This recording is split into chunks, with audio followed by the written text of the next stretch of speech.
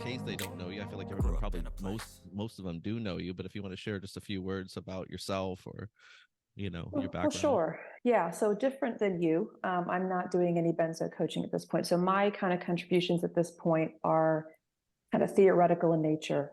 I have the YouTube channel.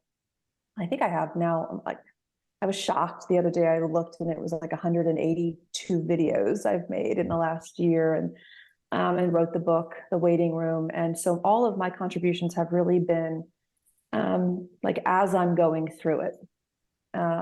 Because I'm still, as many of you guys know, still very much in the middle of a taper of Xanax.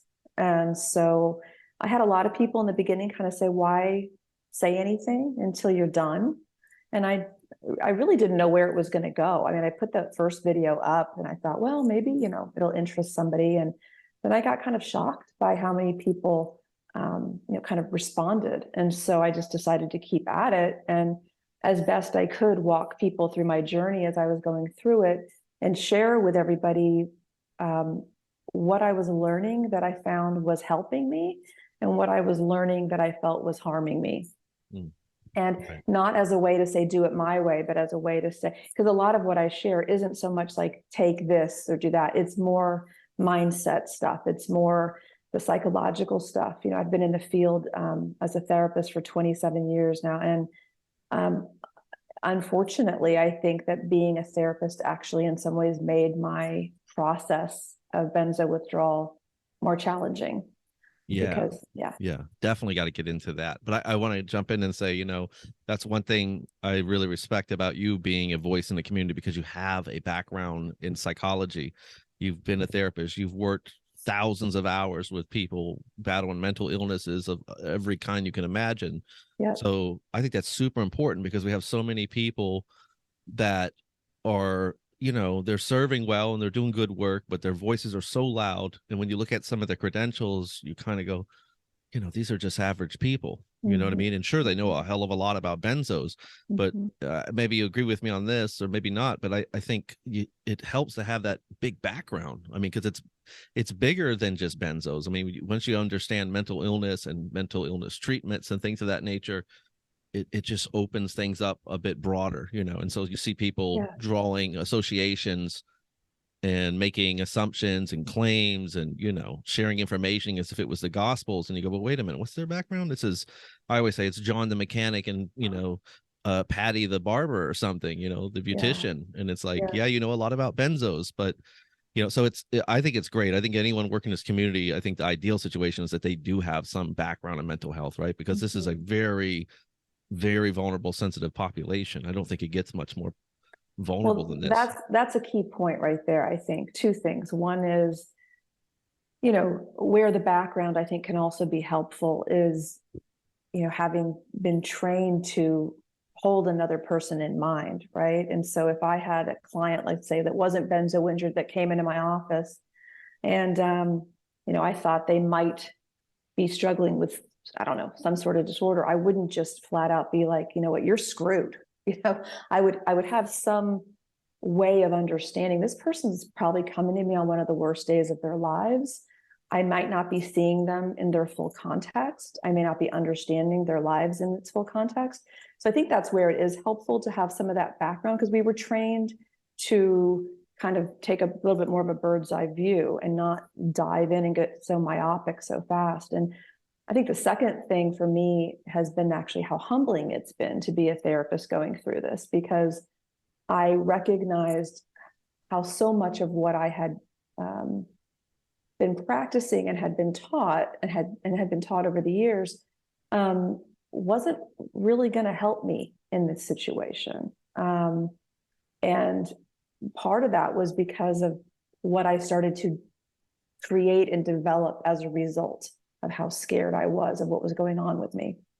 Right. And this is a great point, because you and I got into probably a couple of conversations on this topic, and we both had, I think, kind of a Jungian psychoanalytic background initially. I know that's what got me into it. Was not so much Freud. I know Freud's outdated, although I think he still has some really strong points that are kind of being discarded unjustly. But but especially Jung, that Jungian, but diving deep into the personality and the symbols and the Yes. beliefs. And, I think in a lot of ways, like it took us 20, 30, 40, 50 years sometimes to get where we are. And this is oftentimes, I mean, in the big picture of just our personalities and pre-existing conditions and that kind of thing, and that doesn't just change overnight. Like you know what I mean? So there's a big, a lot of background, a lot of roots there. And so, like, I think like you, like I went instinctively running, looking for meaning in everything, because that's what I sort of started my training in, was sort of like, if you had a bad dream, what does it mean? If you're having a recurring thought, what does it mean? And what, you're always looking for this deeper insight, which is great when it's coming from some real place in the unconscious, but not when it's coming from a hyperactive, chemically induced traumatized limbic system throwing everything 100%. at you. Right. Absolutely. As a matter of fact, one of the best lines I heard was from you. And I don't know if anybody I don't know how many people in here are skilled or schooled in Jungian analysis, but the idea of the shadow self. And one of the funniest things you ever said to me was, I realized in benzo withdrawal I had 70 shadows and none of them were mine. Right. And that's exactly how I have had to kind of learn backwards in this, which is I was trained in the Freudian analytic model initially. So there was this very innate, habitual kind of, sense of mine to go deeper. Okay, so I just got hit in the head with a rock, but wait, it must have something to do with what happened when I was 3. That, right. and I would just dig and dig and dig. And the problem is we've got such, we're so prone to obsessionality in this. We're so prone to catastrophizing, and because we've been so gaslit in some ways in this as well, with so many people not believing us, we start not believing us and we start digging deeper and deeper and deeper. And that was, I realized about a year and a half into going downhill with this, Jennifer, you're going to have to almost forget, you're going to have to unlearn what you've learned in order to navigate this. Right. And that's been a huge challenge, but it's also been a huge growth potential for me too. Yeah. I mean, I was having a lot of terrible nightmares, and I was looking for meanings. What was having dreams of like tornadoes, and I was thinking, wow, I grew up in Texas, and Tornado Alley, and it must have something to do with my childhood. And then it dawned to me one night, I lived near a train track, and trains sound a lot like tornadoes in a sense, so it's like you can't draw that, it wouldn't be fair to draw that association. But I went searching definitely for a lot of, what does it mean? And then just other stuff that I started to realize along the way, like, sort of self-image stuff and all the negativity and all the harsh analytical stuff, that I started to realize that there's kind of a two-way street going on here. And if you take someone who doesn't have any baggage and you make them depressed and anxious and traumatized long enough, they will develop baggage, whether it's real baggage or just sort of like a kind of a reservoir of static or something. Yeah. You know what I mean? No, I absolutely. Well, it's interesting. My dad right now is going through cancer, and I'm watching him navigate this. He's not on a lot of forums. He's not reading a lot of worst case scenarios. I'm fighting myself from going down those paths for him, but I'm watching him not do that. And I've had other loved ones and friends that have had cancer that got stuck in those forums, went right to the worst case scenarios, and in an attempt, I think, to educate themselves, scared the crap out of themselves. And so I'm watching my dad do what he can to choose his perception of his reality, right? So I've got cancer. There's all this data out here, but I'm probably a little more prone to be anxious about this because I've got cancer. So I might actually find myself going down rabbit hole through rabbit hole through rabbit hole and really get myself in such a state that I'm convinced I'm not going to make it. I'm convinced I'm going to be the outlier. I'm convinced, and so I'm watching outside of the benzo community. There's so many examples of this, right? Of where, we can feed ourselves horrific story after horrific story. And what human being can do that for any length of time and probably not develop some sort of secondary situation condition as a result of that? Right. Right. Yeah, I've actually had clients that came to me that had health anxiety that started from things like cancer scare. One person in particular, I think it was like 6 weeks, she thought she had cancer. Like the doctors had, she just had some terrible doctors that basically said, look, this looks a lot like cancer and we need to get a biopsy and we got to do these things. And then the test took a Mm. long time, arranging the tests, which obviously the doctor wasn't that afraid of it because he took his sweet time, issuing all that. But for 6 weeks, I think it was, she sat there pretty much going, I have cancer. I know it. I have cancer. She's starting now over the weeks to say goodbye to her kids in her mind, and she's planning things, and she's sort of preparing for this worst case scenario, what this thing could look like, and Yeah. then they come back and they say, oh, it was non-cancerous. It's just, and then after that, she had terrible health anxiety, Yeah. she Sure. and then ended up on benzos because of that, Yeah. so that was like, oh. So then of course being on benzos did her no favors, right? Or at least coming off benzos, I mean, maybe it helped initially, and coming off benzos, her health anxiety went through the roof, and she's just like, why do I have this, Yeah. Sure. and it's like, Sure. oh. Well, again, if you think about it, I talk about this on my channel a lot. If you think about the components of what breeds anxiety in anybody, it's uncertainty, it's feeling out of control, and it's being vulnerable. Right. Well, oh my God, I mean, what can leave somebody feeling those things more than something like a benzo withdrawal? And even intensified more than something else, because again, that secondary trauma of, while we're feeling all of these this like neurochemical chaos, basically, that we can't understand for ourselves, we're trying to get other people, our family, our friends, our doctors, to just simply believe that what's happening to us is potentially happening. So I think it's a breeding ground for layers of fear and terror on top of potentially the organic fear and terror that comes from that Right. neurochemical misfiring that's going on. Right. I've often said that I feel like benzo's withdrawal is sort of like a seven-headed beast, at least. I just say seven, but it's probably 50, 200. Yeah. 200, right? Yeah. And I think, you and I had a conversation. I said, I think people keep hearing me saying that it's pre-existing. I mean, I've seen a couple comments like that, and I always go, how do you get that? I don't say that. And I've put out videos completely against that. But I guess because I do spend a lot of time talking about manifested conditions. And so I've tried, and you and I had a conversation. I can't remember exactly what you said, but you sort of alluded to, like, I think that maybe they're hearing you, that you're putting so much on that they think that's what you're saying. And it was like, oh Well, my God, I what? think, yeah, I think we're so sensitive to feeling blamed for Right. this situation that we're in. It's all in our head. We're making it up. Well, I think you can attest, I can certainly attest to the fact that what you went through, not being able to leave your house, trying to practice going to your mailbox, what I've experienced with my litany of mental and physical symptoms, this wasn't all in my head. And so, Right.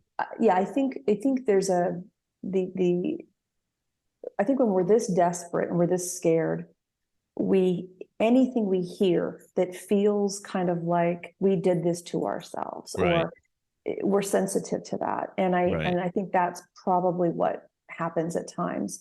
Yeah. um, and I definitely think that, certainly people have pre-existing conditions.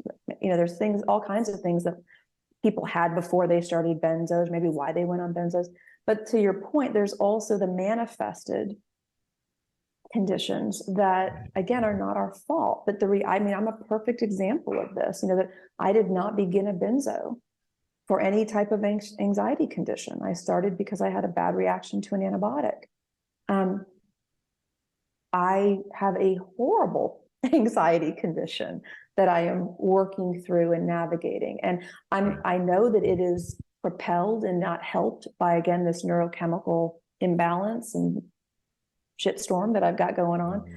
But I also know that the amount of fear and terror, the amount of feeling out of control, all that how bad I spooked myself. I just did a clip on this the other day where I said, I don't think I'm alone, where like you get on Benzo Buddies or one of the sites and you're like, I'm going to look at a success story. And then 9 hours later, you realize I've been staring at, like, somehow or another, the success story took me down a rabbit hole. And I've just been reading horror story after horror story after horror story. And again, I mean, we don't know people's stories. We don't know what else is going on in their lives. because we're so alone, we keep looking for comrades in this, and I think we need them. But I think we have to be incredibly careful where we Right. put our attention. Right. Right. Yeah, I agree. I totally agree. And so when I heard that, I said, well, God, I never want to sound like that, because I was gaslit. I was told that it was all my pre-existing, even when I Wow. was having, I mean, it got to the point where it got confrontational with the doctor, where I finally just sort of yelled at him and said, I have metallic taste in my mouth. And at that Mm-hmm. point, he finally just leaned back and was like, oh. I said, what's that? Is that pre-existing metallic taste? Because I was just thinking there's got to be, and no matter what you say to this guy, panic, not sleeping, it's your pre-existing, it's your pre-existing. I'm like, come on, Right. man. I Right. didn't have that. And I got on a benzo for a muscle relaxer, but I did have anxiety and trauma. And God, I didn't even realize until I got deeper into psychology. I started looking at my history and I was like, you'd be studying things and they go, people who come from a broken home with alcohol, the drugs addiction, and domestic violence and abuse, and I'm just going, check, Uh-huh. check, check. And then I'm like, Uh-huh. what's the outcomes of that? It's like you're gonna end up a washed up drug addict in prison. It's like, oh, that's Right. a fun future plan for me.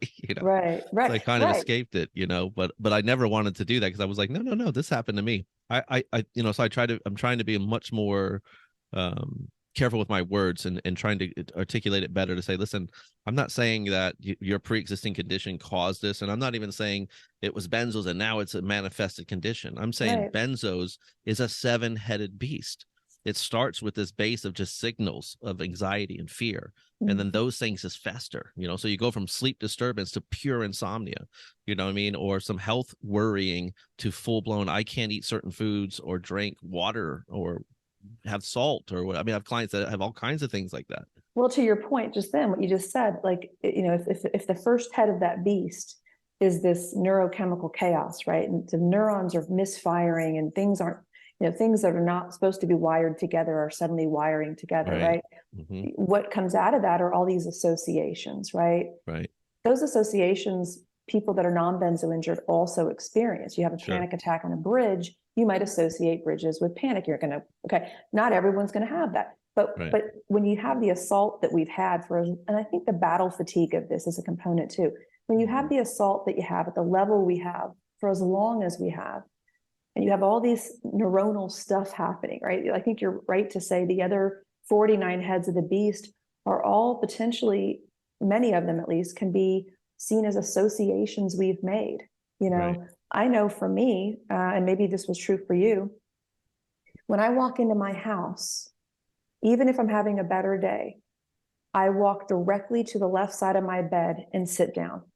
It is like as if my brain knows you have felt so bad in this house for so long. The only place that feels safe is if you're sitting on this left side of the bed staring at that wall.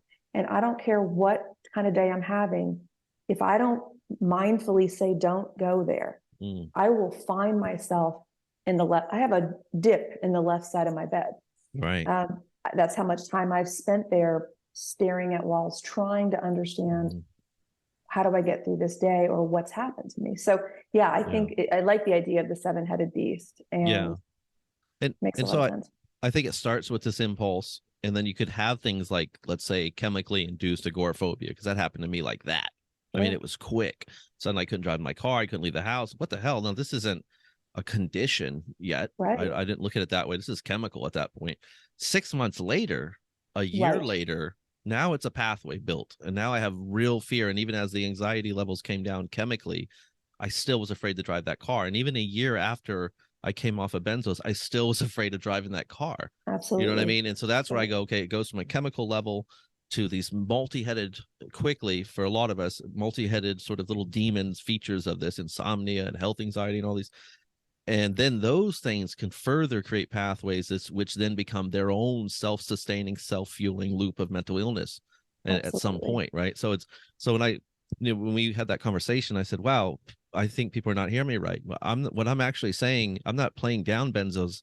I think I'm actually Playing up. saying, yeah, I'm saying it's a hell of a lot more maniacal than we think it is. It's Yes. not just a chemical thing here. This limbic system gets involved, pathways are formed, beliefs are established, and beliefs are some of the hardest things to change. I mean, for that 100%. reason, I remember reading, one of the hardest things to change is personality disorders. And I Oh, thought, absolutely. why? Personality is, it's nothing. It's just how you see things. Why? Because beliefs are damn powerful. And once those pathways are built, it's almost impossible to see things differently, at least long enough to change and make real change like that. Like, wow, now I get it. Well, and You when those know, pathways, those belief systems are fused with powerful emotions like fear and terror, sure.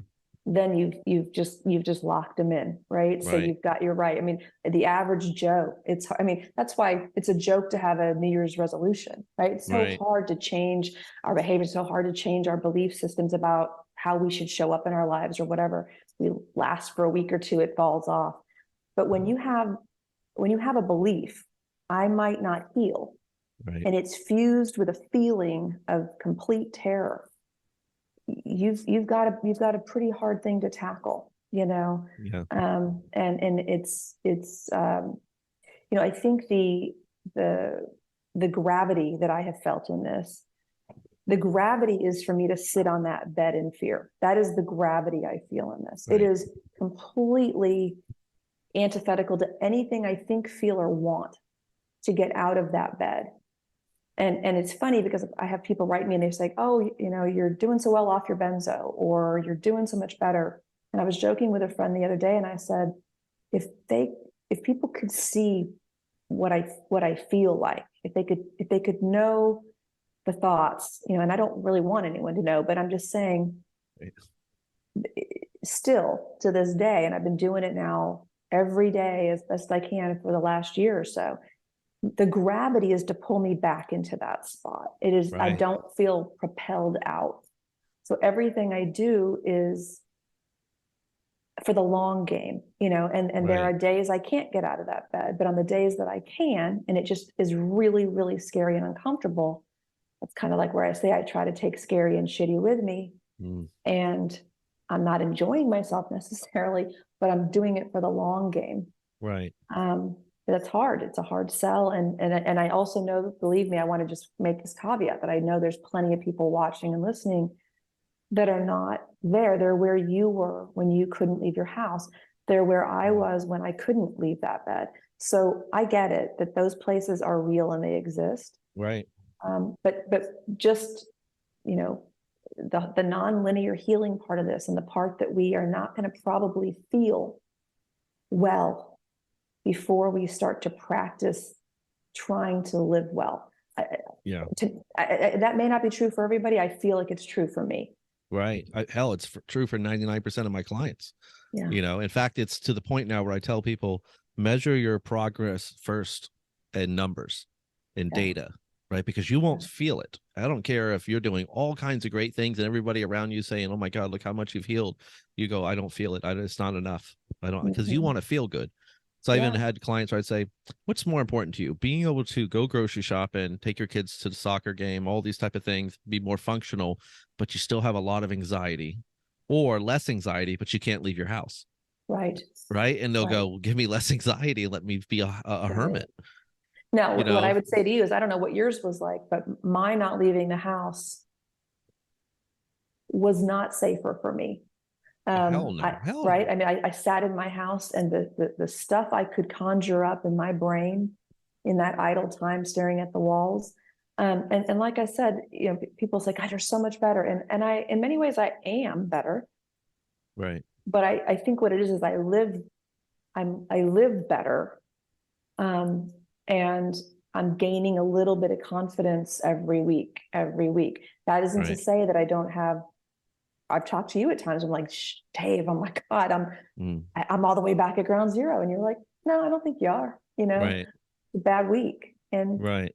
so yeah, I think it's a tough call, because at the beginning of this video, you're like, what do we call this? Like a benzo community, it's, you know, I don't know what the right word is. I don't like sufferers. I don't like survivors. I don't like those words, and I don't know why, but they don't ring true to me. Right. Maybe that's why I like the word warrior. I mean, I do Right. think Yeah. we're right.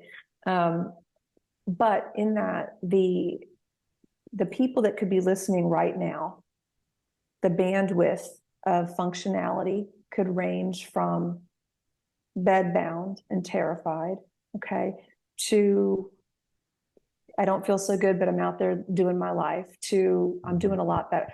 So, I mean, so it's really hard, I think, to be sensitive to everybody in this, Sure. and meet everybody where they're at, because the bandwidth is so huge, Right. in terms of the deviation of levels of functioning. Yeah, that's a good point. Um, and you made another good point too, where you said, that there was a gravity to all of that, and I like that too, because it's such an important thing to remember, that if you're working on getting out of your house or doing whatever you're going to be doing, that it's almost like the devil sitting on your shoulder trying to convince Mm-hmm. you that you can't do this, get back home, you're doing Mm-hmm. damage, all the, and also, these communities are such a double-edged sword. In some sense, they get support and like the information, and it's very helpful, and then on another side, there's so much fear. It's really Mm-hmm. toxic. Like, there's a lot of toxicity, but with the best intentions. Like, these aren't Sure. bad people, but it's just, I look at it like a bunch of limbic systems in a trauma state, all Yeah. like talking to each other and shouting Right. at each other. And you can't take antidepressant, you'll never, then you might as well kill yourself now, you'll Right. never make it, and yet that'll be way worse. And it's like, whoa, calm down. Right. There's people that have taken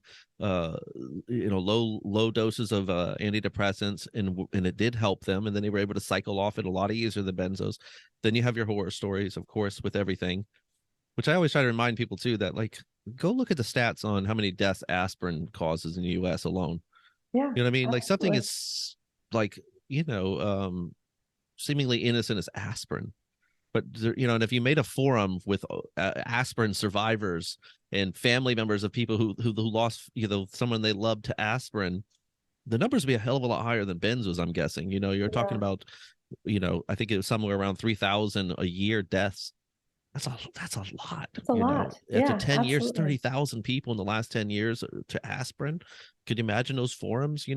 Right. So there's this sort of almost like a fear contagion going on in a lot of it. And but I will say, a lot of these forums are coming along, they're doing so much better, I like think so benzo too. warriors. Benzo, yeah, Benzo, yeah, and I think, to your point, as well as what makes it even more complicated is that these forums, for many of us, saved our lives. Right. So it's really hard, right, to take your, what was one day your protector, and the person who said, the thing that saved your, and it saved mine.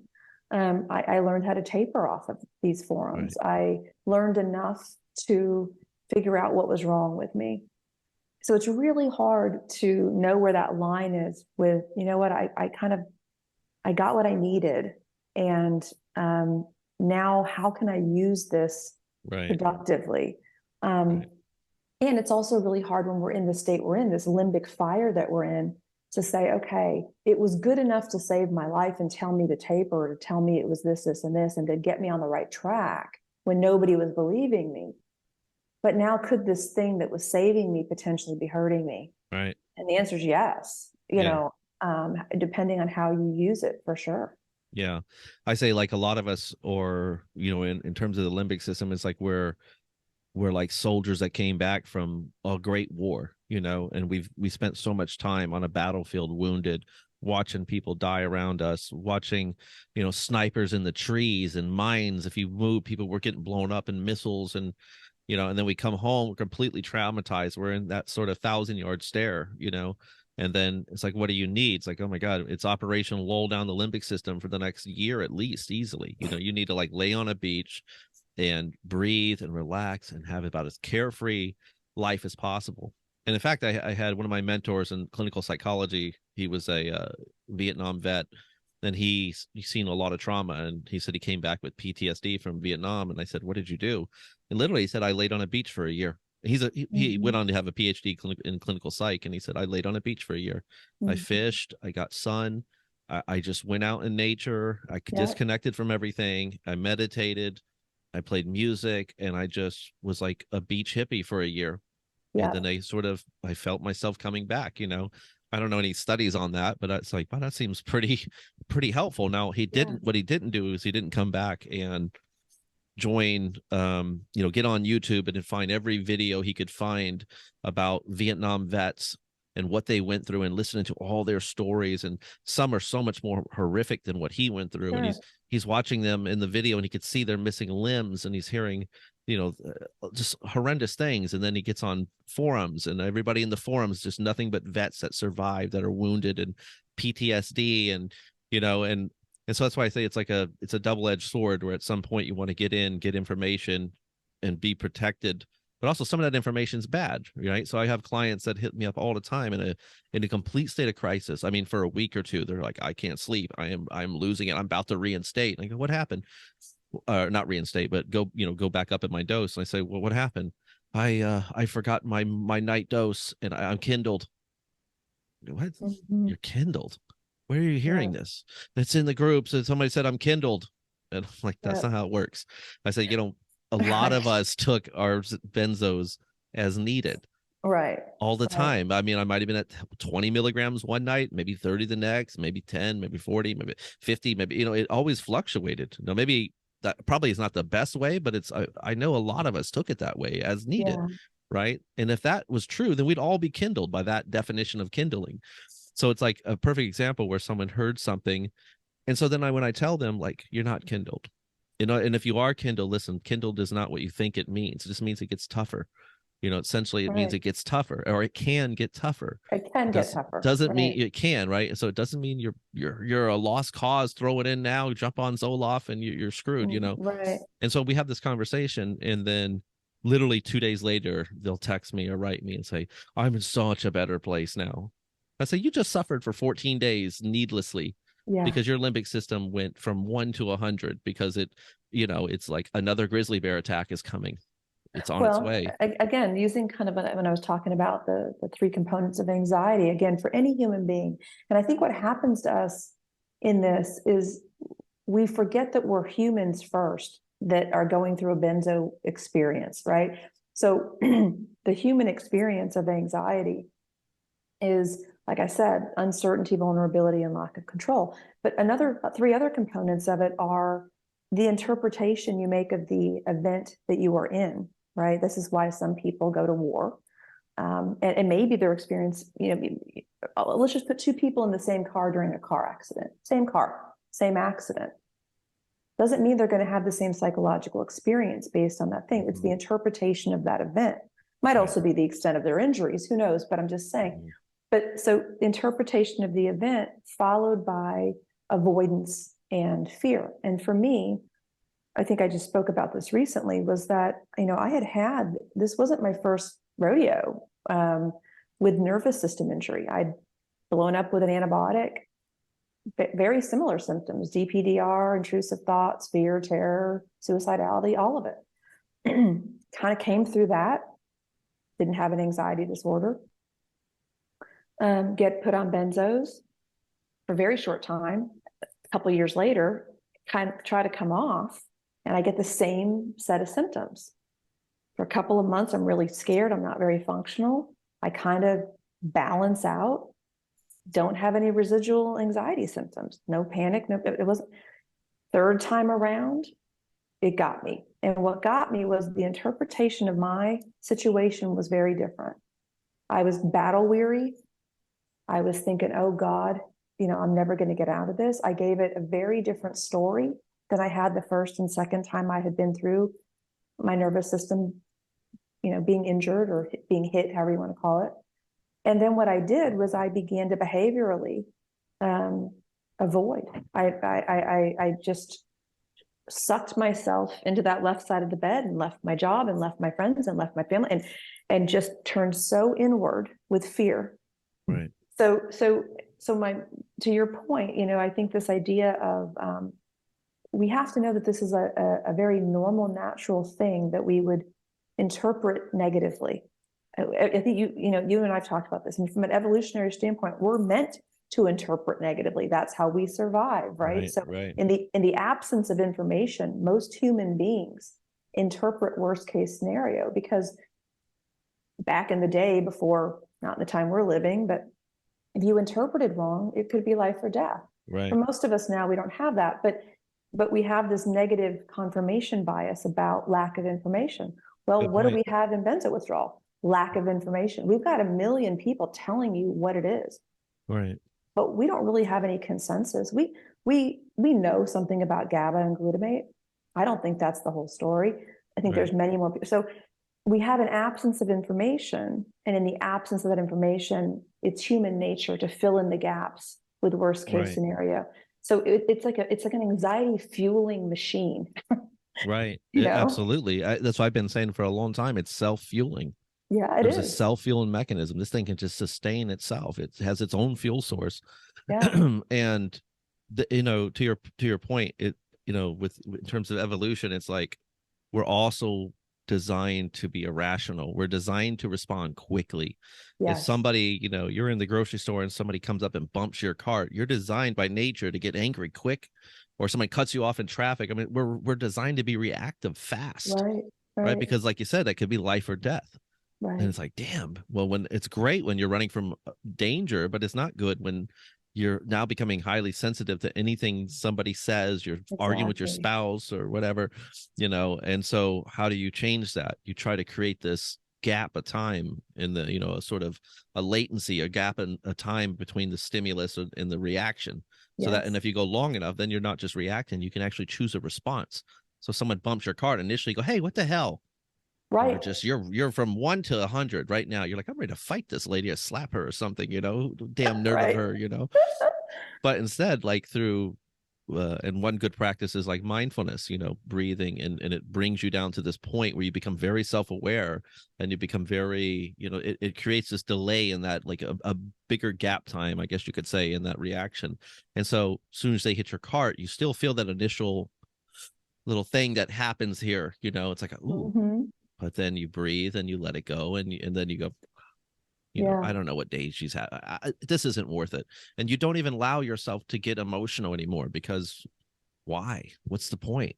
Yeah. What the hell is Absolutely. the point to that? You know what I Yeah. mean? Why have your day ruined because someone hit your cart or cuts you off in traffic, or Or to anything? that point, there's a concept that I loved in psychology called mentalization, and in essence, it's a big term for like a very, it's something we all do. It's our, for those that don't know the term, it's the capacity to be aware of your own thoughts and feelings and mind state while you're simultaneously curious about another's. Now, the reason why this becomes important in benzo withdrawal is because we've stopped trusting ourselves.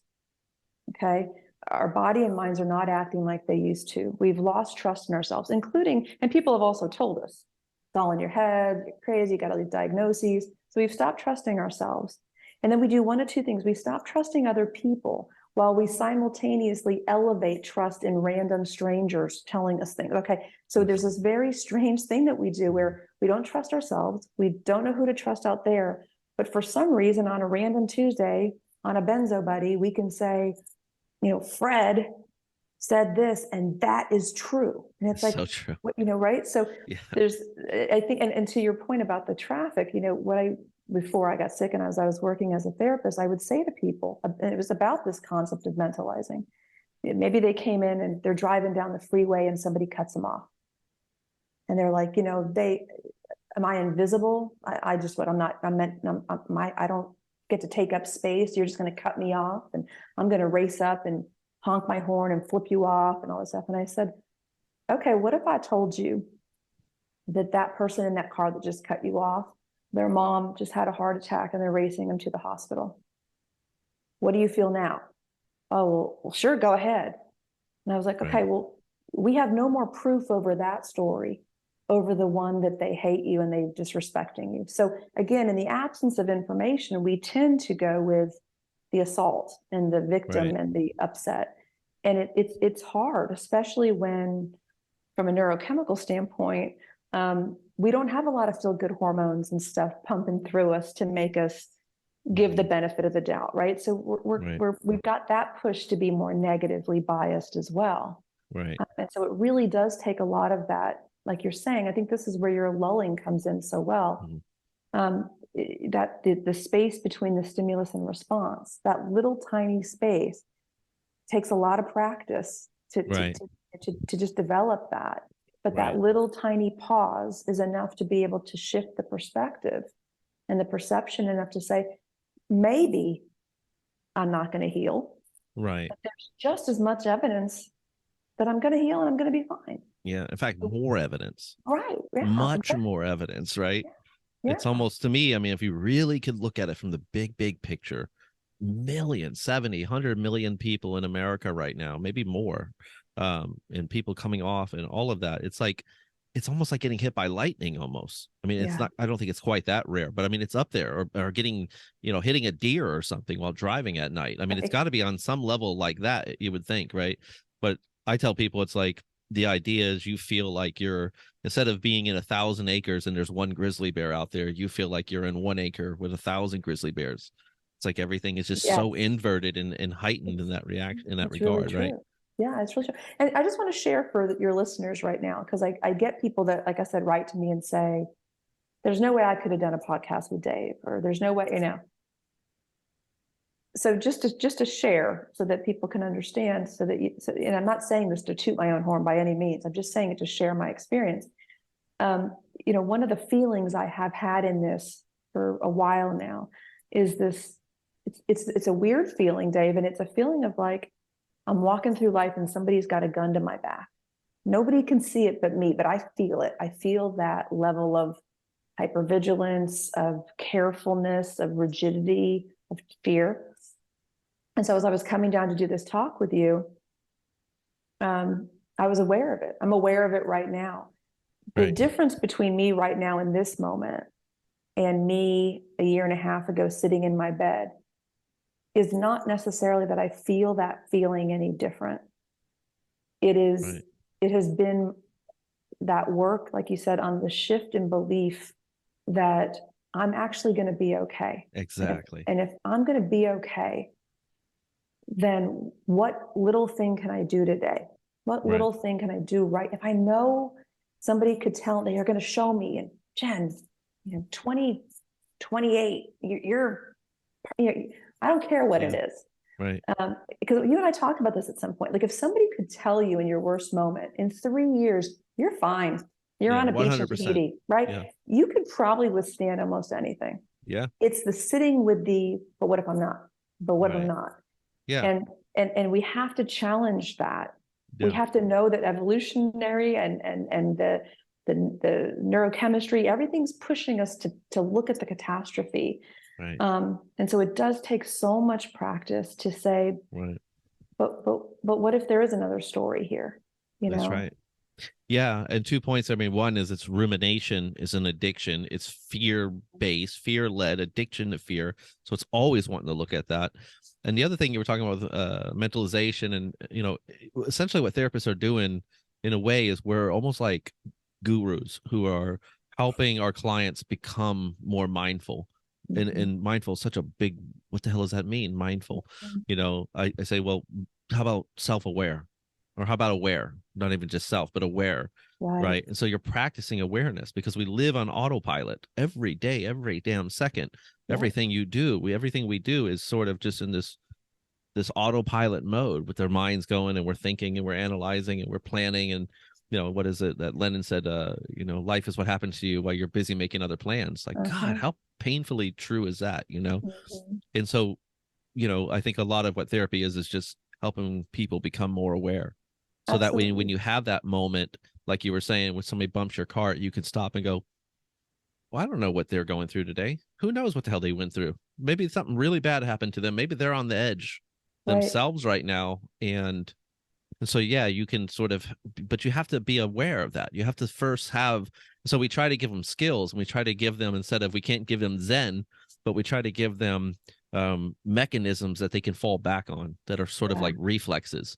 So whenever someone does this to you, I want you to stop and take a deep breath and ask yourself this, so that becomes like a learned response. And so that is sort of like, it's almost like a smoke detector in mindfulness or something. It's like when this thing goes off, then you stop and center yourself. Absolutely. Which is great. But I think would be maybe more helpful in the bigger picture would be if we could all just sort of practice sustaining more mindfulness. Then you know what I mean? Then it would come more instinctually, but that's what we're doing.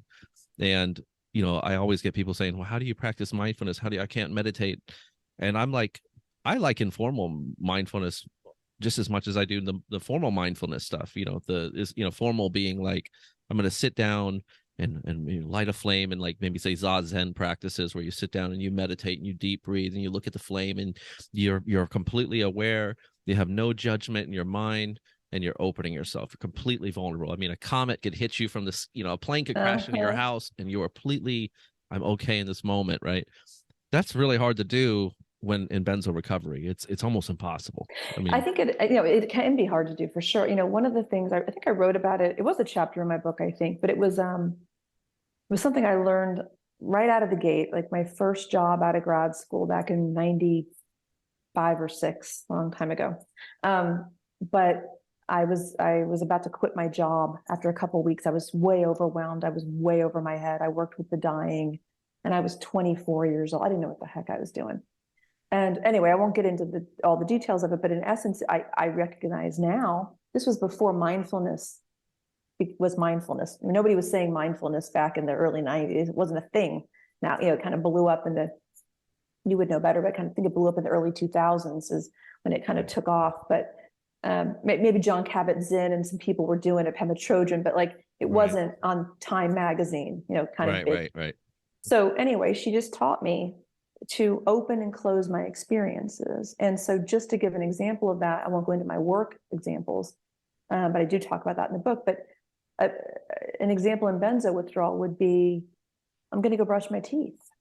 And there's a beginning to that process of getting out of the bed to walk to the bathroom, to run the water, wet the toothbrush, to put the toothpaste on, to brush my teeth for 2 minutes. Yeah. While I'm brushing my teeth, I'm going to count my strokes, or I'm going to do whatever I'm doing. Mm-hmm. And then I'm going to rinse my mouth, and then I'm going to put the cap back on.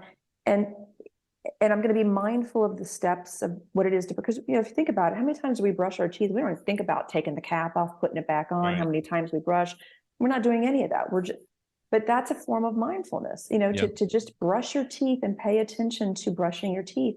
And then you pay attention to, I'm now done brushing my teeth. What do I do now? Maybe I have to go back to the bed, or maybe I'll walk to the kitchen, feed the dog. And let me pay attention to what it is to feed this dog. How much food am I feeding it? Are they happy to see me? Those are the ways I think in benzo withdrawal we can also implement real practical mindfulness, just in real simple tasks. Yeah. And that's what I meant by informal, like all of that type of stuff, which again, when you get into like the rigidness of like CBT, sometimes I think they make it so bland, there's no seasoning to it. And it's sort of just like, connect to your senses. And it's like, that's great. That is good. But we kind of threw the baby out with the bathwater, in a sense of, we divorced it from Zen, and a big part of Zen was being spiritual, to say that this moment is spiritual. And I tell all my clients, like, you're going through, like, you can't see it right now, but it is the most spiritual, profound moment of your life probably right now. Mm-hmm. It kind of sucks that you can't feel that spiritual quality right now because everything's robbing you, but you can if you dig deep under it. And you probably have many times sat alone at night and we're just up and you were just there, and you're almost, maybe you're talking to God, you're talking to the universe, or you're praying, you're meditating, like, and you have these moments where you're so almost painfully self-aware, and I say this is that moment that fast forward 100 years, they make a film about your life. This is the most interesting moment of that movie. This is the Rocky montage moment, right? Yeah. What is Jen gonna do? Wow. Everything else up to this was interesting. All the trials and tribulations, and her going to college and this and that and helping people. Now the hero's wounded. Now she's down, and she's fighting her greatest opponent. And we don't know if she's going to get back up. And there's so much more that is riding on this, not just for her survival, but like, what will she go on to do from this battle, beating this Goliath? What happens? Does she free the villagers, so to speak? It's like, there's so much riding on it. And if you could sort of look at life, like look at your situation as very spiritual and say, yeah, it's horrific, but most deeply spiritual things are, well, in a sense. I think what you're saying is so right on. And I think one of the problems I see for myself and for a lot of people going through this is, I think, and this is where the secondary trauma I think really gets us, is we are going through a hero's journey, right? we know that, or some of us know that we're grasping it. I think what's missing, and it hurts, it's hurtful, is it's kind of like you hope you get to the other side of that hero's journey. And you're right that there's people like Jen made it. But when people aren't acknowledging that there's something that you're making it through, right? You feel like you've just been robbed of what you had, and maybe you'll get back to baseline. So there's the Right. point of you're saying of like the transformation, which I completely agree with you. But I think when you're going through it, the idea of getting to the other side or healing, Right. and no one really knows what you went through, you know. Yeah. And again, I think in most hero journeys, that's true. Right. Yeah. I don't think most people know what, I don't think most of us know what anyone's going through, quite Sure. honestly. But I think in this, we have that added wound of we've just not been believed, and we've been kind of written off. And so Yeah. to get to the other side, we want that. Maybe some of us can believe that. And then it kind of feels like we hope we're not met on the other side with, oh, good, you're finally out of that nonsense. Right. Right. Right. Yeah. I thought a lot about that too, that, but like you said, like all the great, I mean, the greatest stories, the greatest heroes' journeys were through the darkest of the forest and the most unknown. Yes. And, a lot of my clients say, nobody understands what I'm going through, or this and that. I said, you know what? But that's true with everything. If your husband went to war and he's an Absolutely. Iraqi vet, do you know what he went through? No, you will Right. never know what that man went through, or you're a cancer survivor. No one will, until you go through that or whatever. Right. I mean, everybody, someone's listening to it, it's like you raised 3 rowdy boys, or, whatever. You grew up in poverty, you've overcome things. Like nobody, I just think that's just a ride. But I hear you on the bigger picture, the lack of validation, the gaslighting, all of that it's disgusting in a sense. I mean, it really hurts my heart when I hear this. I just had a client overseas, and she's like, they just flat out ripped her off her meds and then told her benzos don't do that. And I mean, it just infuriates me. I'm like, if I ever get diagnosed with a terminal disease, I'm going to go vigilante mode and just start punching out doctors around the world. Just going to fly and go, are you Dr. Herman? Yes. Just punch him in the face, wear a ring with a big Revenge. Right. B for benzo and just punch him right in the forehead so he's imprinted on his head. It's just like, it's blows my mind. It's like it's in the literatures. This is not secret information. Like there's no damn reason to be this ignorant about these things. It's just bad. It just reflects poorly on our healthcare system, I think, around the world right now. I think it does too. And I think to tie this into kind of the larger topic we're talking about is that I think sometimes when I speak about, or maybe even you speak about, our response to what's going on with us, people will write me and say, I'm afraid my family member is going to hear what you're saying and think, get up out of that bed and get back to work. It's all in your head. Right. And I think just to reiterate, and you already did for yourself, but for me to reiterate too, no, I mean, I could not have predicted, even being in a field working in some of the best psych hospitals in the East Coast in Texas, I could not have understood or predicted the level of distress that this causes. And so, I want to say that to be clear, that when we talk about mindset matters, when we talk about pushing and lulling, when we talk about what's possible, we know what's lost. Right. What's left and what's possible. What's left and those are the questions. We know what's lost. We're living what's lost. What's left and what's possible. And I think to your point about in the hero's journey, most people, we don't know. And I think, that's one thing I tell people when they reach out to me is I said, you're going to get to the other side of this. And I just pray when you get to the other side, you don't stay quiet, because that's how we make sure this stops. If everybody that was going through it right now, when they start to feel better, if they all spoke up and they told their story, and they said, no, this did happen. This Right. wasn't, we could stop the secondary trauma of this. We might not be able to, I think it's going to be a long time before we stop the primary trauma of this, because I don't think these meds are going anywhere. But Right. the secondary trauma, we can certainly have an impact on. Absolutely. Yeah. Having perspective. I think benzo recovery all begins in perspective. How do you visualize or interpret what's happening to you, why it's happening to you, and what you can do about it? Those three things are enormous. So I've been working for the last 3 years on creating an online training and recovery course. And one of the first things I do in the very first video presentation, one of the very first slides, is I say, I want to ask you a favor, to please open your mind to some of the things I'm going to tell you, because fear and bad advice and whatever, you're going to, I know you have this perception of what recovery looks like and what your future is and all of these things.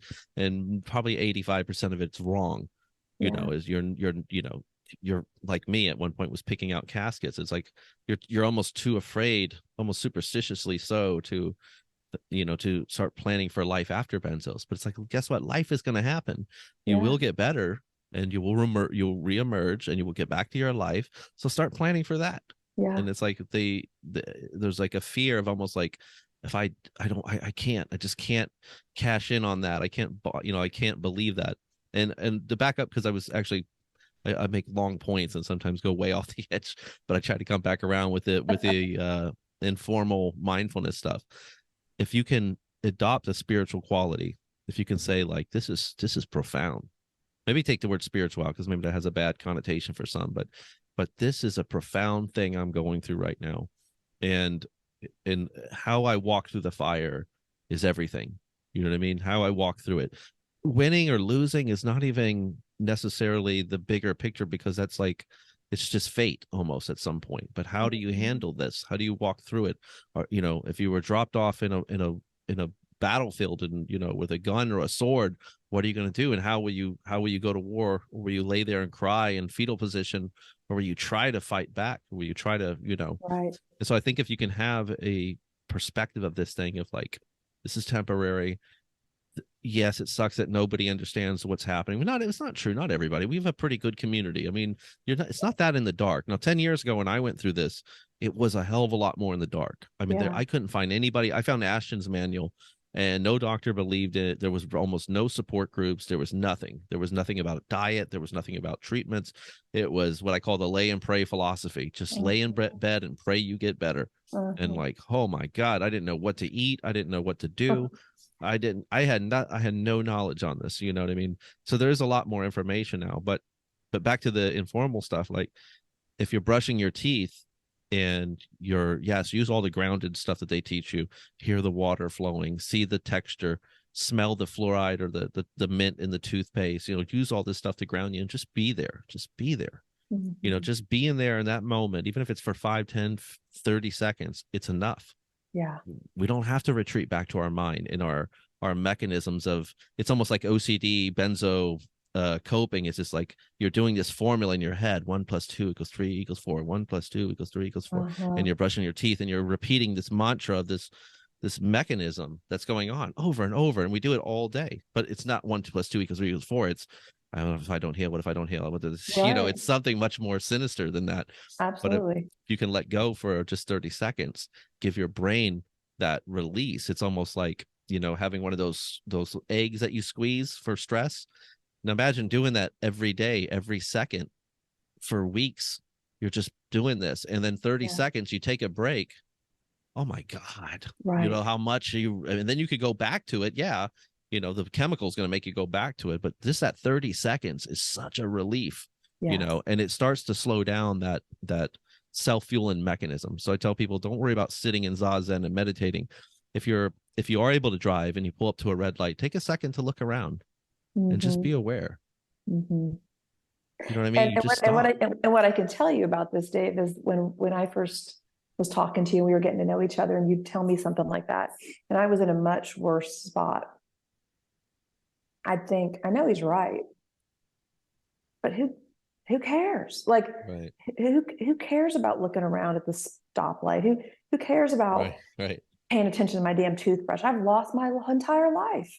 Right. So I want to say that because I also know, I get it. I get that when you hear this advice and you are so Yeah. scared and you are so acute, you are thinking, Dave, Jen, y'all are nuts. Like, Yeah. look around. Like, I've lost everything. Right. I get it. I really do get it. And I think what I can say being in the middle of it, what you can say having walked through it, um, even though I'm not through it, I'm learning my way through it, and I do get it. There's days where it just doesn't work, and I think Yeah. it's also okay. I talk about this concept called willful tolerance. We talk a lot about acceptance, but the reality is that I like this idea of willful tolerance, meaning um, I have no real choice other than to tolerate my skin burning. I have Right. not found anything that makes my skin not burn. I have to tolerate on bad days that I've got Jiffy Pop for a brain that sends me horrific images just out of nowhere, like the most disgusting things you can possibly imagine and disturbing.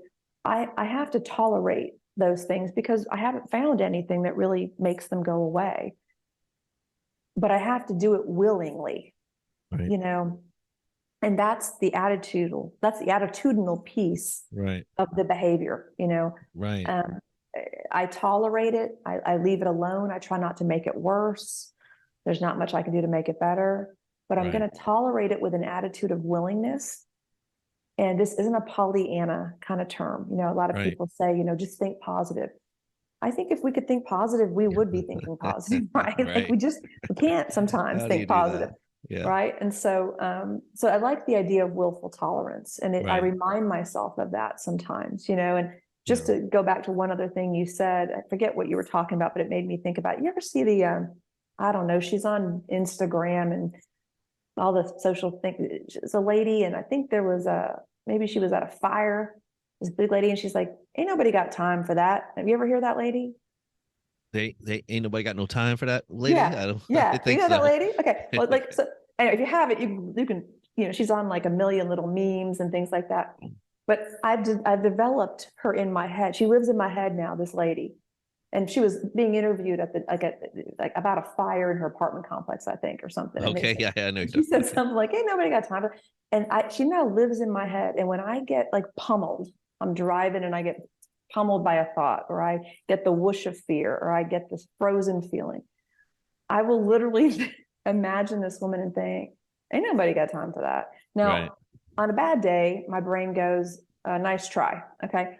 But to your point, the informal, she is actually a formal of informal mindfulness for me, Right. because I've, with a little bit of humor and a little bit of like playing with myself, I'm playing with the fear and the terror. I'm playing, all right, come on. I can't say, sometimes you'll hear people say, bring it on. That doesn't work for me. But ain't nobody got time for that. Right. It creates a little bit of a space to be like, do you have to pull over and stop driving right now? Do you have to Right. stay in bed? Do you have to not take a shower for the fourth day? Whatever's Right. going Right. on. Or do you just, ain't nobody got time for that? Right. And I don't know, get up and feed the dog. Yeah. So That's a good it's one. it's tough, but That's a good point. A good tip. One thing I did, because piggybacking off what you said there, I often say to my clients, and they've said this to me too, where one more person tells me to breathe, I'm gonna choke them. yeah. I've even had clients that came to me, and as soon as we start talking, they go, "You're not gonna tell me to breathe, are you? Because I'm so tired of that." And they just start getting it all up, and I go, "Well, yeah, I'm gonna tell you to breathe," but and so what I discovered was like a lot, with myself was I couldn't get into anything until I saw the value. Tell me, why do I breathe? Why do Mm-hmm. I breathe? It'll help with anxiety. How? Why? Why does that help with anxiety? Right. So if I tell someone, if I spell them out, and I did this again with like my recovery program, one of the first things I do is I break everything down into chemicals.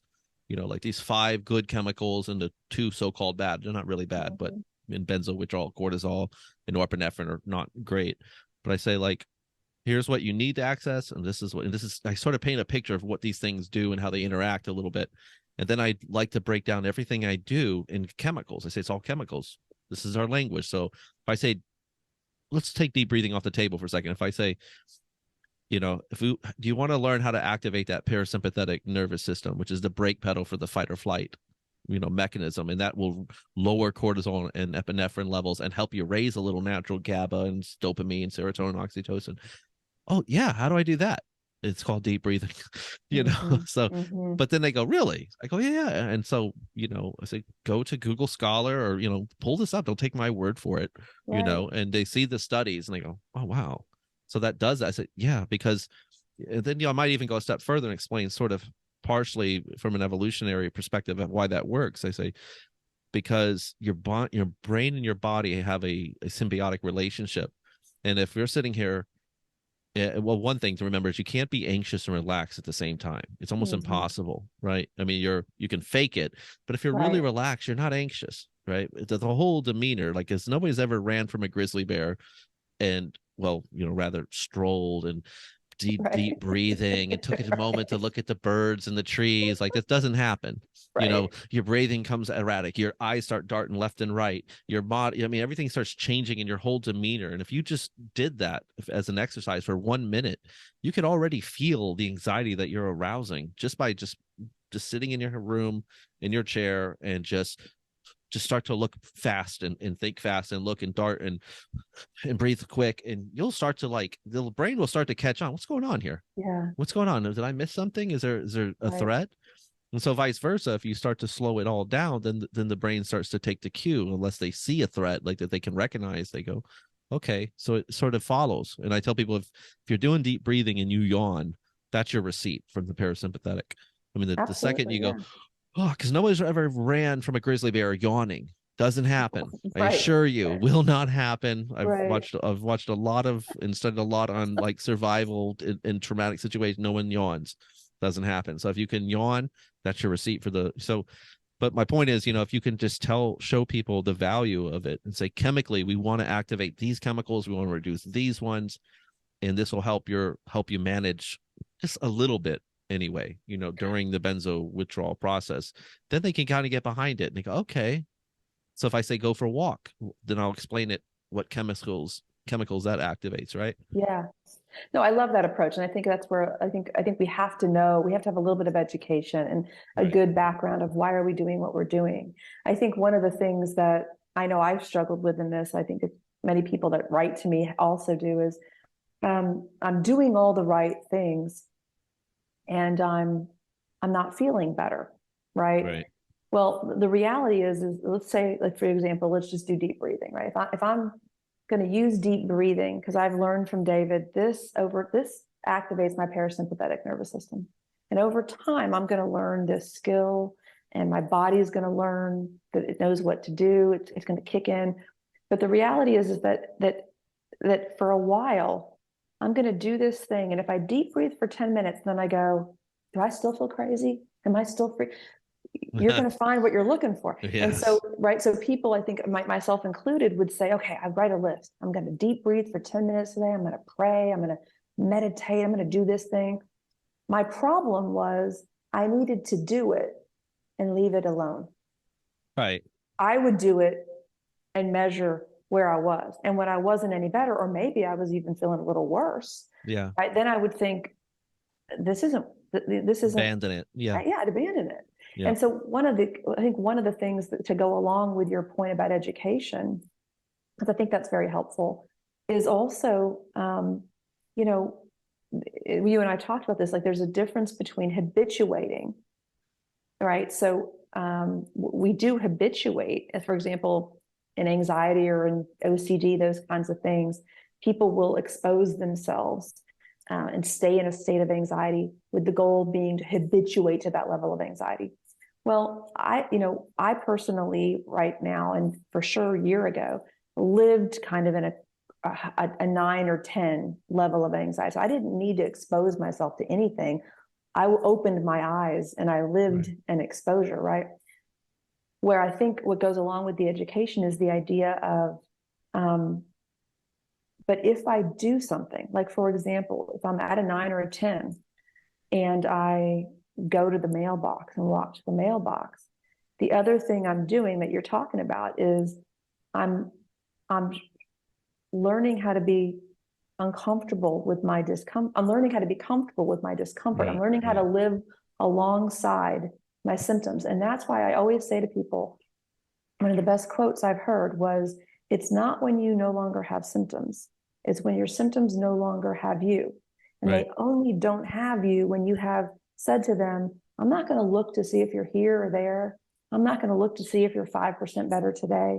I'm going to try to walk to that mailbox, because every time I walk to that mailbox, I've told my lizard brain, there wasn't a grizzly bear at the mailbox. Just exactly what you're saying, right? And it may take months before I begin to feel even a fraction of a bit better, but I'm doing the right thing.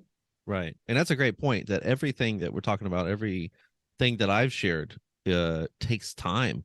So even like looking at that mindfulness stuff or the deep breathing, I look at that more if you're trying to relate to, okay, I did deep breathing for 30 seconds, 5 minutes. It just doesn't work.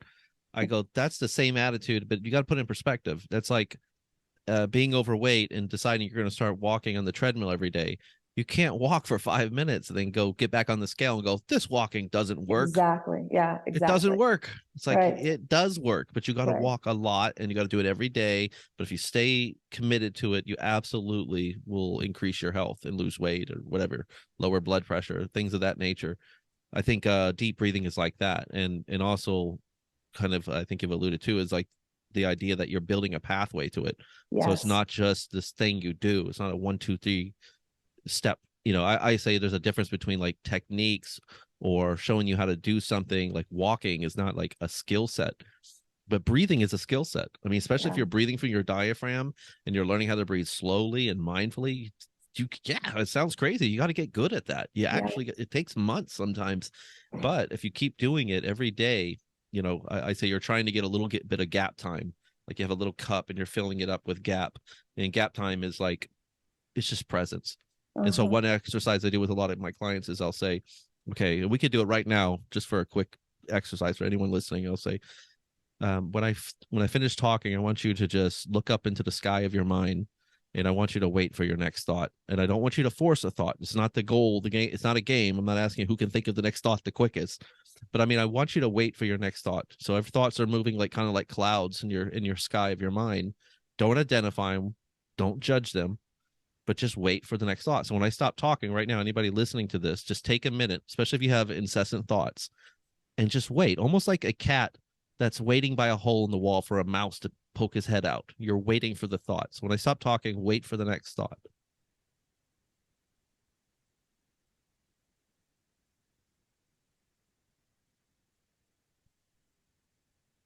You see, it puts a little gap. Now somebody will go, I thought of dinner. Okay.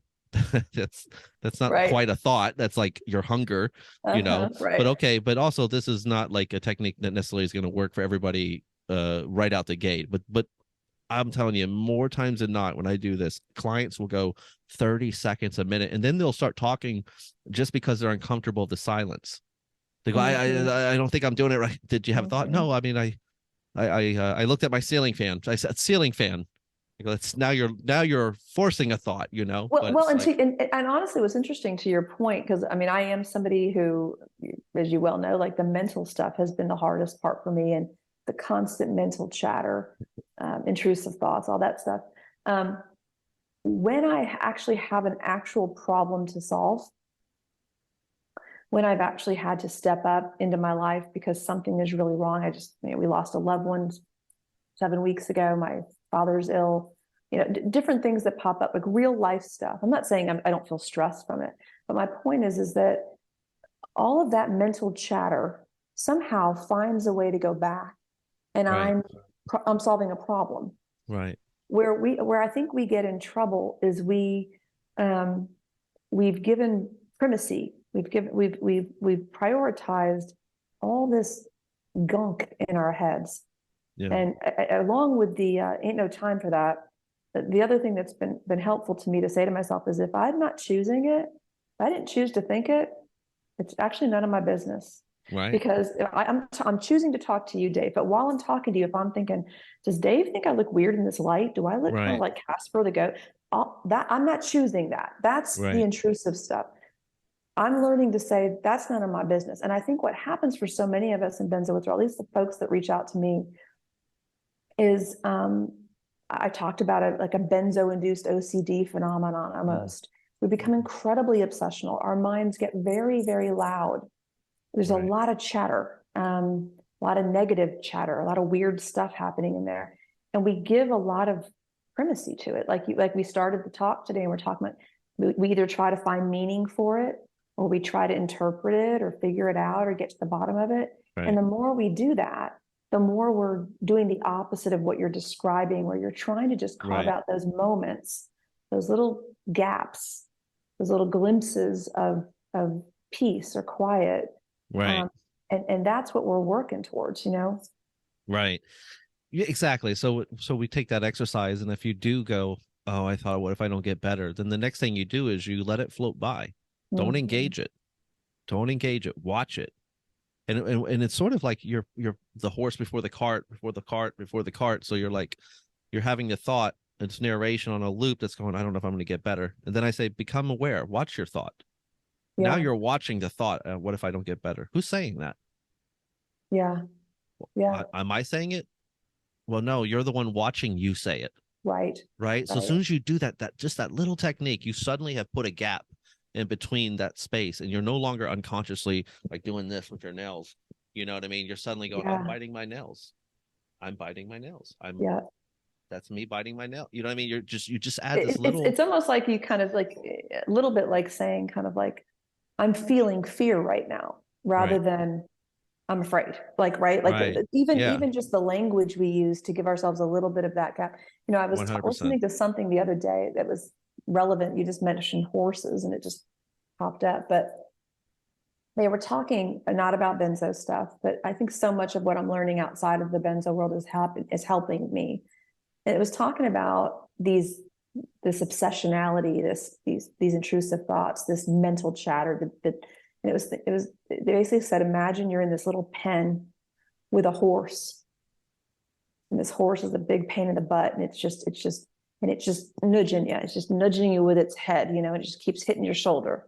It just keeps hitting your shoulder and keeps.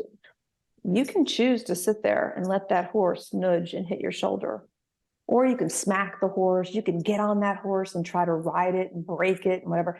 And that's what we do when we engage those thoughts, right? We're smacking the horse. We're Right. thinking, why are you bothering me? You know, why won't you leave me alone? And the horses, we have to just kind of get good at taking that nudge Right. and not reading into it. I know, and we don't Right. have to get on the horse and ride. We don't have to get on the horse and try to break it.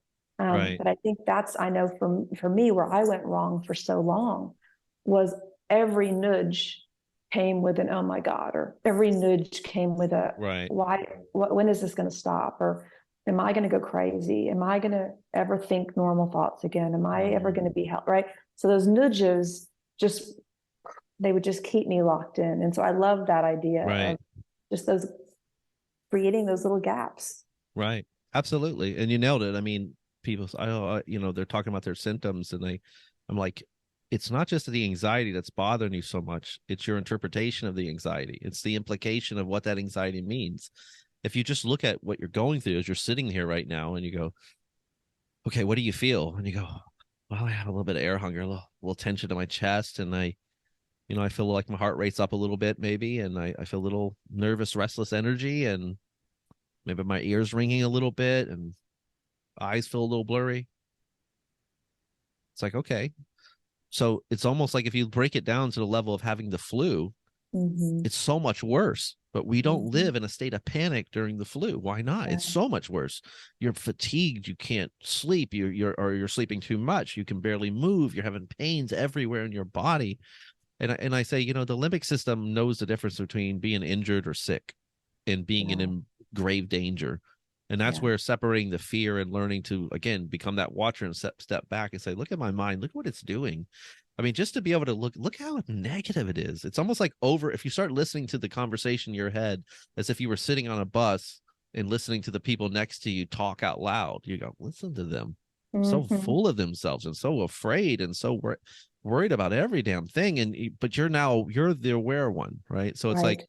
if you can add that more through your day, and this is something that I think is very important to understand about mindfulness, is that the idea or the big power behind mindfulness isn't just that what we're saying is you can slow down these incessant thoughts and their triggers and their emotions and change your chemistry.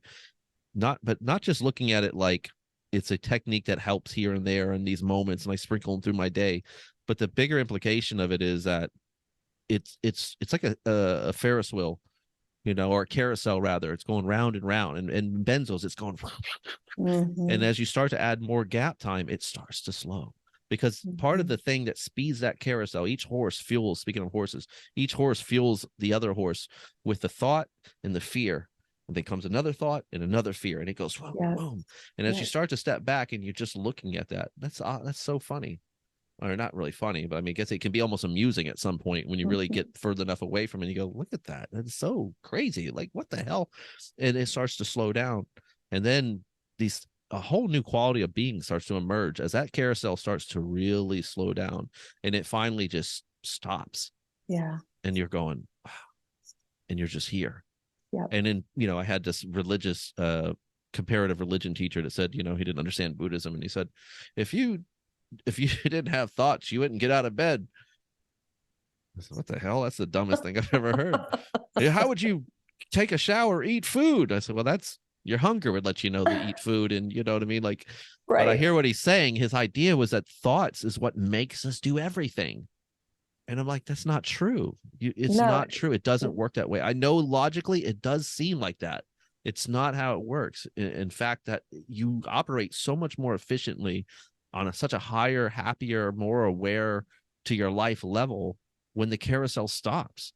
Then you still use your mind, but now I you was going use to it say, whenever you yeah. want to. I was going to say, you use your mind intentionally, and that's the difference, right? That's why I was saying, like, Huge. right, the intention. I'm going to choose to talk to Dave right now.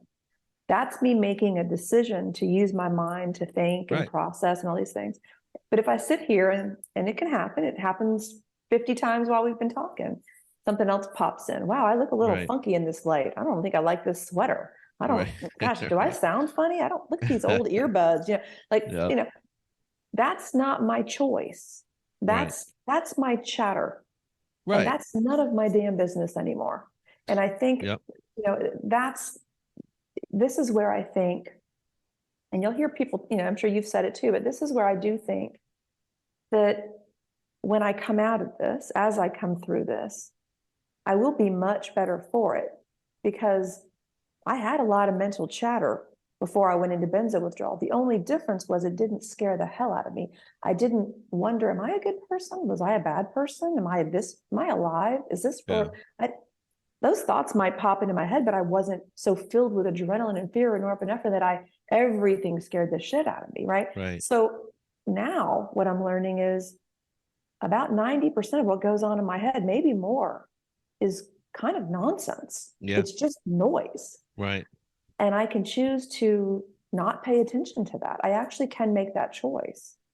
It's 100%. going to keep nudging me that I've got a crazy horse that I'm stuck in the middle of, And it's going to be an uphill battle while on the benzo. That's the thing to remember. And Absolutely. everything that I share in my work with people, I'm like, it's going to be an uphill battle, and I can Yes. only promise you 15%. That's it. It's all I'm Yes. comfortable saying. And if you get 85%, I'm not shocked. You're Right. great, but I'm like, you know, I could pretty much guarantee you around 15% if you really work hard on it.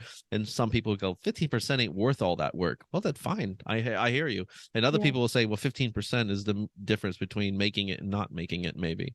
Well, and But I think it's essentially absolutely that. I think it's the difference between making it, not making it. It's also what gives you the ability to have that little gap between the stimulus and the response that you were talking about, right? That 15% potentially could be the difference between I'm getting pummeled today, oh my God, I'm going to die, right. versus I'm getting pummeled today, I'm getting pummeled today. Okay. Yeah. Right. Period. Right. Like, I think that one thing I know that I do in this, and I think a lot of people do, is I have no periods at the end of my thoughts. Everything is an ellipsis, right? Like, so nothing is just, wow, my skin is burning today, Right. period. It is, my skin is burning today, dot, dot, dot. Oh my God, the last time my skin was burning, it didn't go away for 4 days, and then it turned into something else. And then remember that time? Oh my God. And And then what does it mean boom. about you, Jen? Yes, If your exactly. skin burns, what does it say about who you are as a person, damn it? Absolutely. And that's Right. why Yeah. people don't like you or love you, and you'll never be good enough. And that's also, Yeah. yeah, it's so ridiculous. I'm such a big fan of Zen. I mean, I don't know how much you know about Zen, but when you get deeper into like sort of the psychology of what is that, like they have their own understanding of what you're saying, of why is that. It's so fascinating, and it does come back to this. If I can nerd out for a second, it Yeah. sort of comes back to this. It comes back to what they call the ego, which now, and I don't really, I'm not a big fan of the word ego these days, but more of like an identity schema, an automatic memory reference point for my sense of self. Well, the problem is when that sense of self is starting to be based on, or has been based on, a lot of lies, or a lot of lies in the sense of like, who was Jen in the eyes of her family and her Mhm. culture and her society and her friends and her social class and all the her skin color, her hair color, all these other little things that you don't even think of, that all paint this picture of who the hell are you, Mhm. and what is expected of you, right? Like all of that. And so we're constantly looking for homeostasis in our sense of self. So if Jen feels good about herself when she's presented it this way in front of these people, or if she looks this way or this or whatever, like we all have that, and it creates this sort of the false center. It really Yeah. is a false center, and you get lost. And so you can spend your whole life like chasing after this shadow of what the thing actually is. And what it was is what you knew what it was when you were a child. It was so simple then. Yeah. It was so simple. You and I know who we were. If we could go back and be two little 5-year-olds playing recess, we would Right. be not say exactly who we are, but we'd be truly who we are. Yeah. It's all there. All the Yeah. mannerisms, the smile, the interest, the instincts, Yeah. it's all there. It's like, but somewhere along the way, it's sort of like this ego, and it operates on a fear base, in a thought base. So it can't be pure because it doesn't, the foundation isn't pure.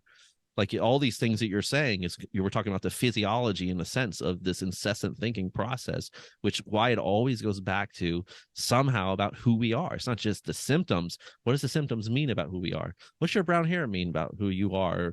All these things, it always comes back to this sort of center that's trying to reach some kind of balance, some balancing So, act. so let me ask you a question about that, because this is fascinating to me. So,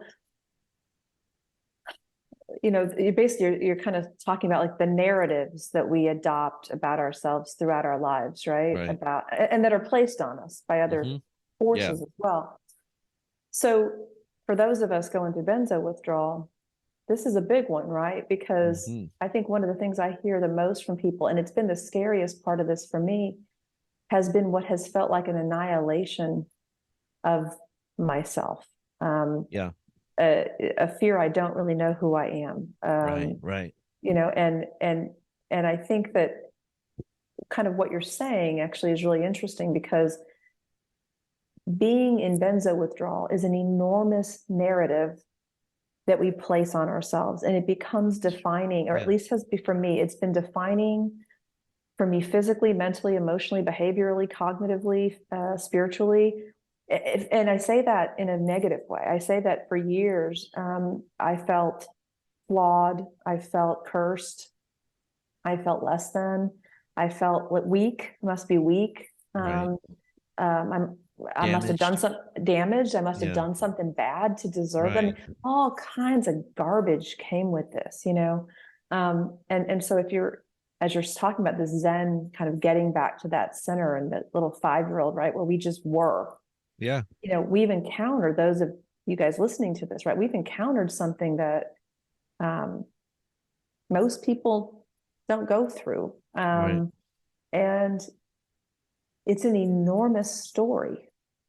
And I Right. think that is the point of what we're both talking about, is that because it's such an enormous narrative and it has so much power over who and how we see ourselves, and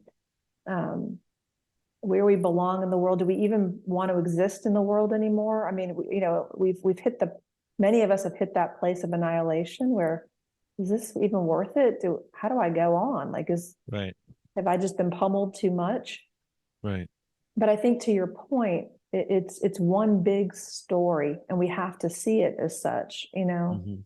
Hmm. But it's a tough one to unpack because, or let go of, or put down, Right. because part of my experience in this has been a feeling of annihilation of self, Right. which potentially, from your angle, I think could be used to our advantage. Yeah, I was just about to say that. Yeah.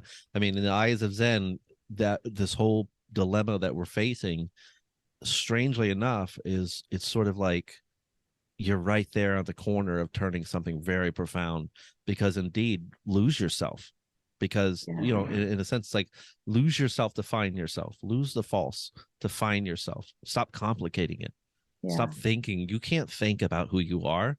You can't. If I say what's your favorite color and you go, oh, I like black, why?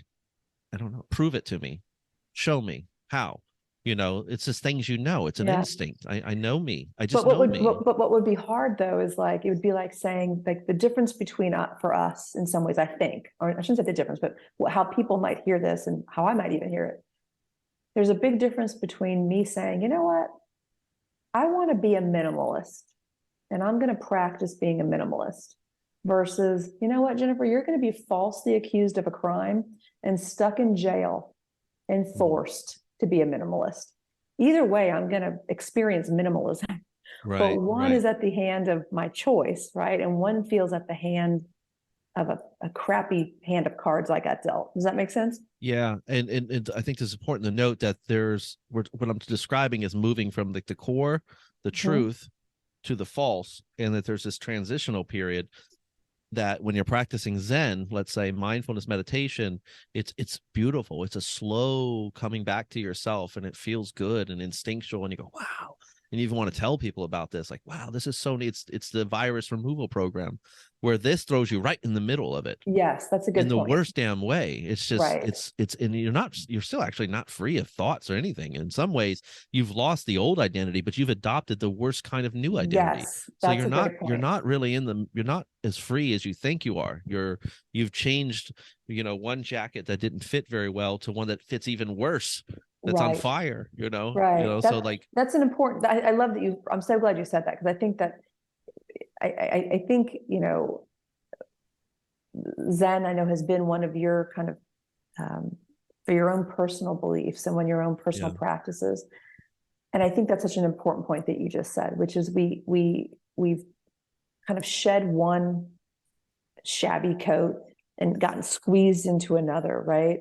yeah, Versus what you're talking about in that practice is that there's a gentle, you know, nothing's being taken from you, nothing's being ripped away, you're not being forced into exile.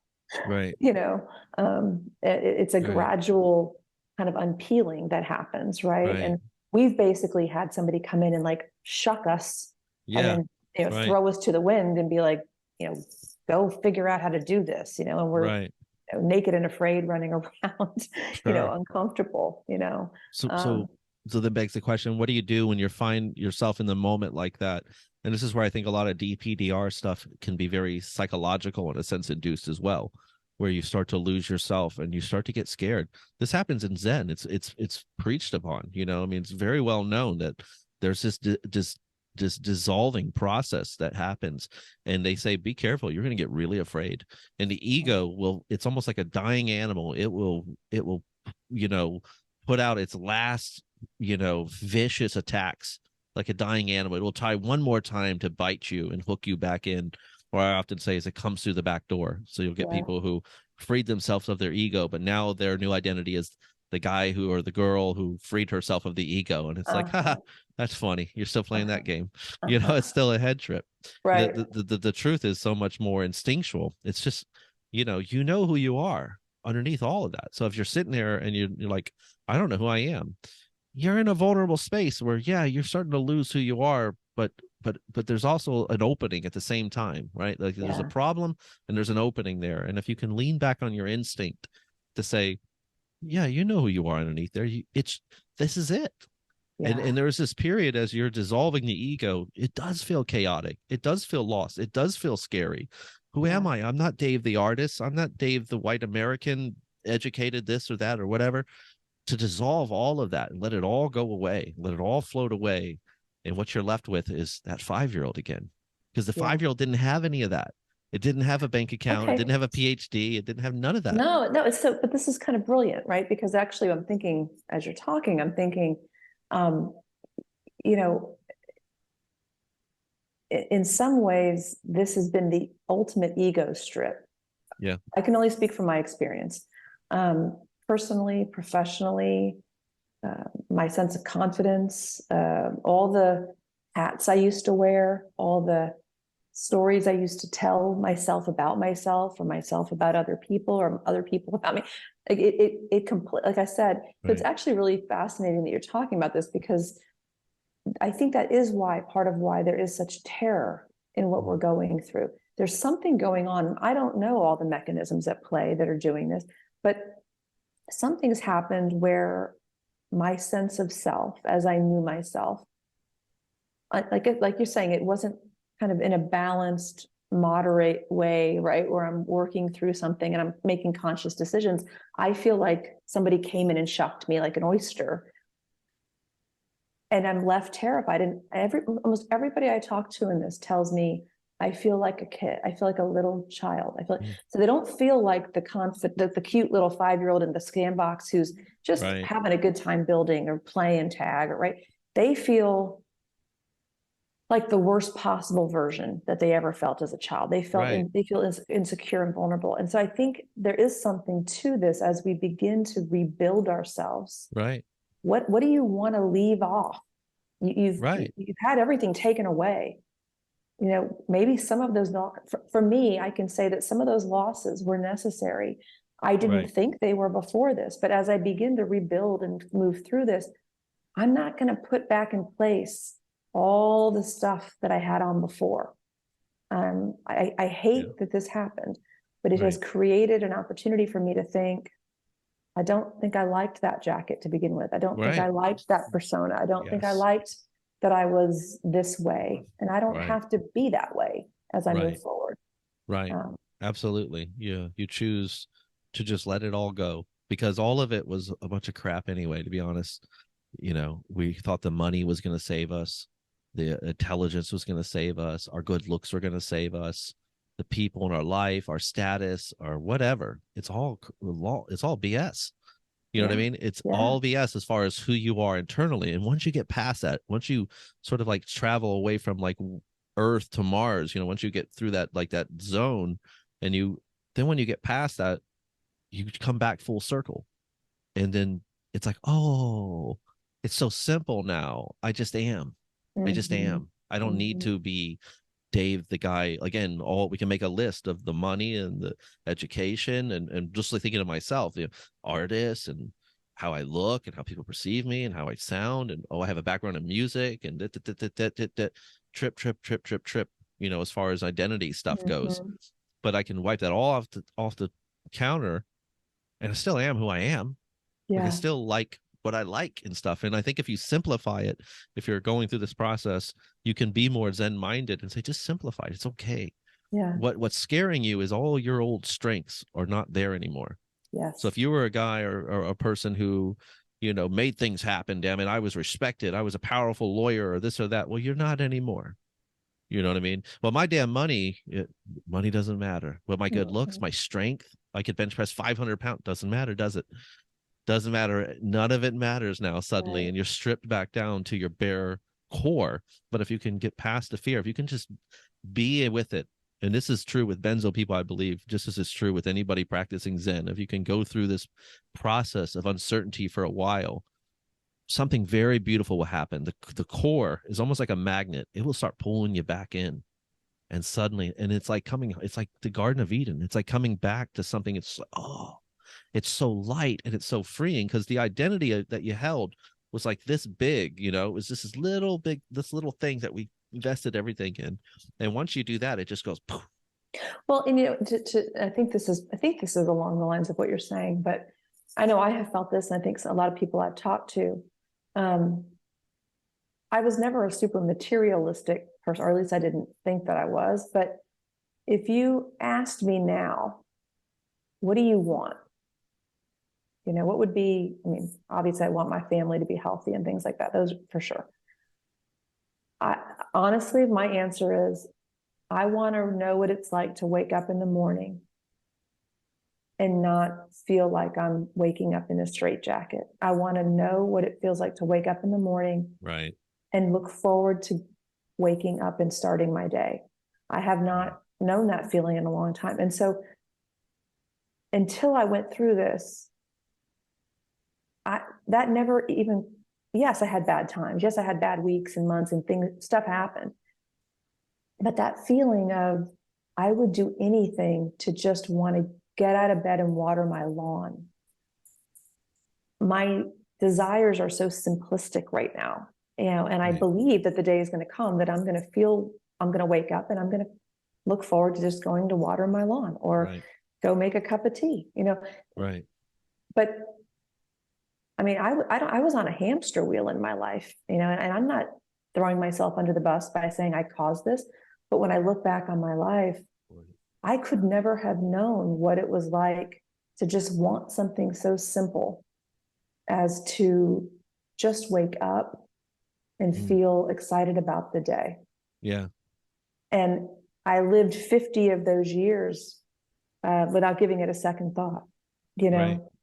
Right. So I think that that's a little bit of what we're talking about is, you know, it's hard to say there's a gift in this when you're feeling like you're on the edge of yourself. But I know that as I heal and that mindset of like, I know for a fact that when I start waking up and feeling excited about my day, or I feel okay, or I'm excited that the sun's out, that's going to feel completely different than anything I've ever felt in my, I just know that. Right. Especially if you could take the teachings here that are here. Right. And I want people to hear me too. I'm not trying to sound like some new age quack that's saying you can find enlightenment amongst benzo suffering. I'm just saying that there's a profoundly interesting opportunity here that you will, if you travel down this road long enough in the future, you fast forward a year or 2 years from now, you're completely healed, you're 100% back. Now you're really leaning on the mindfulness stuff. You'll come back to this. It'll be deja vu, mark my words.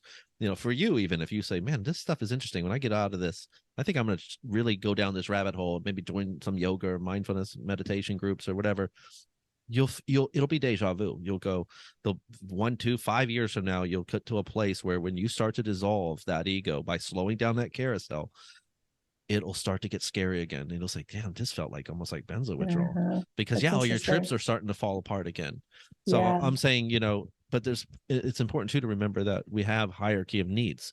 So you don't get to pursue enlightenment, you know, in simplistic terms, self-actualization, individuality, falling in love, all of it, chasing your dreams, having dreams.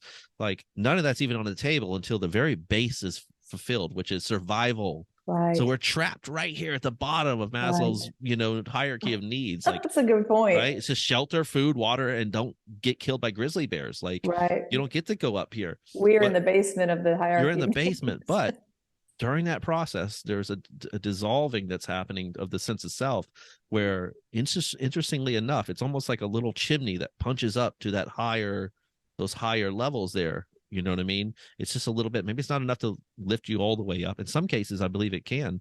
I mean, I practiced it a lot. But I also I was very fortunate enough to have reached a really good space before benzos, practicing Zen. And then there was about 2 years.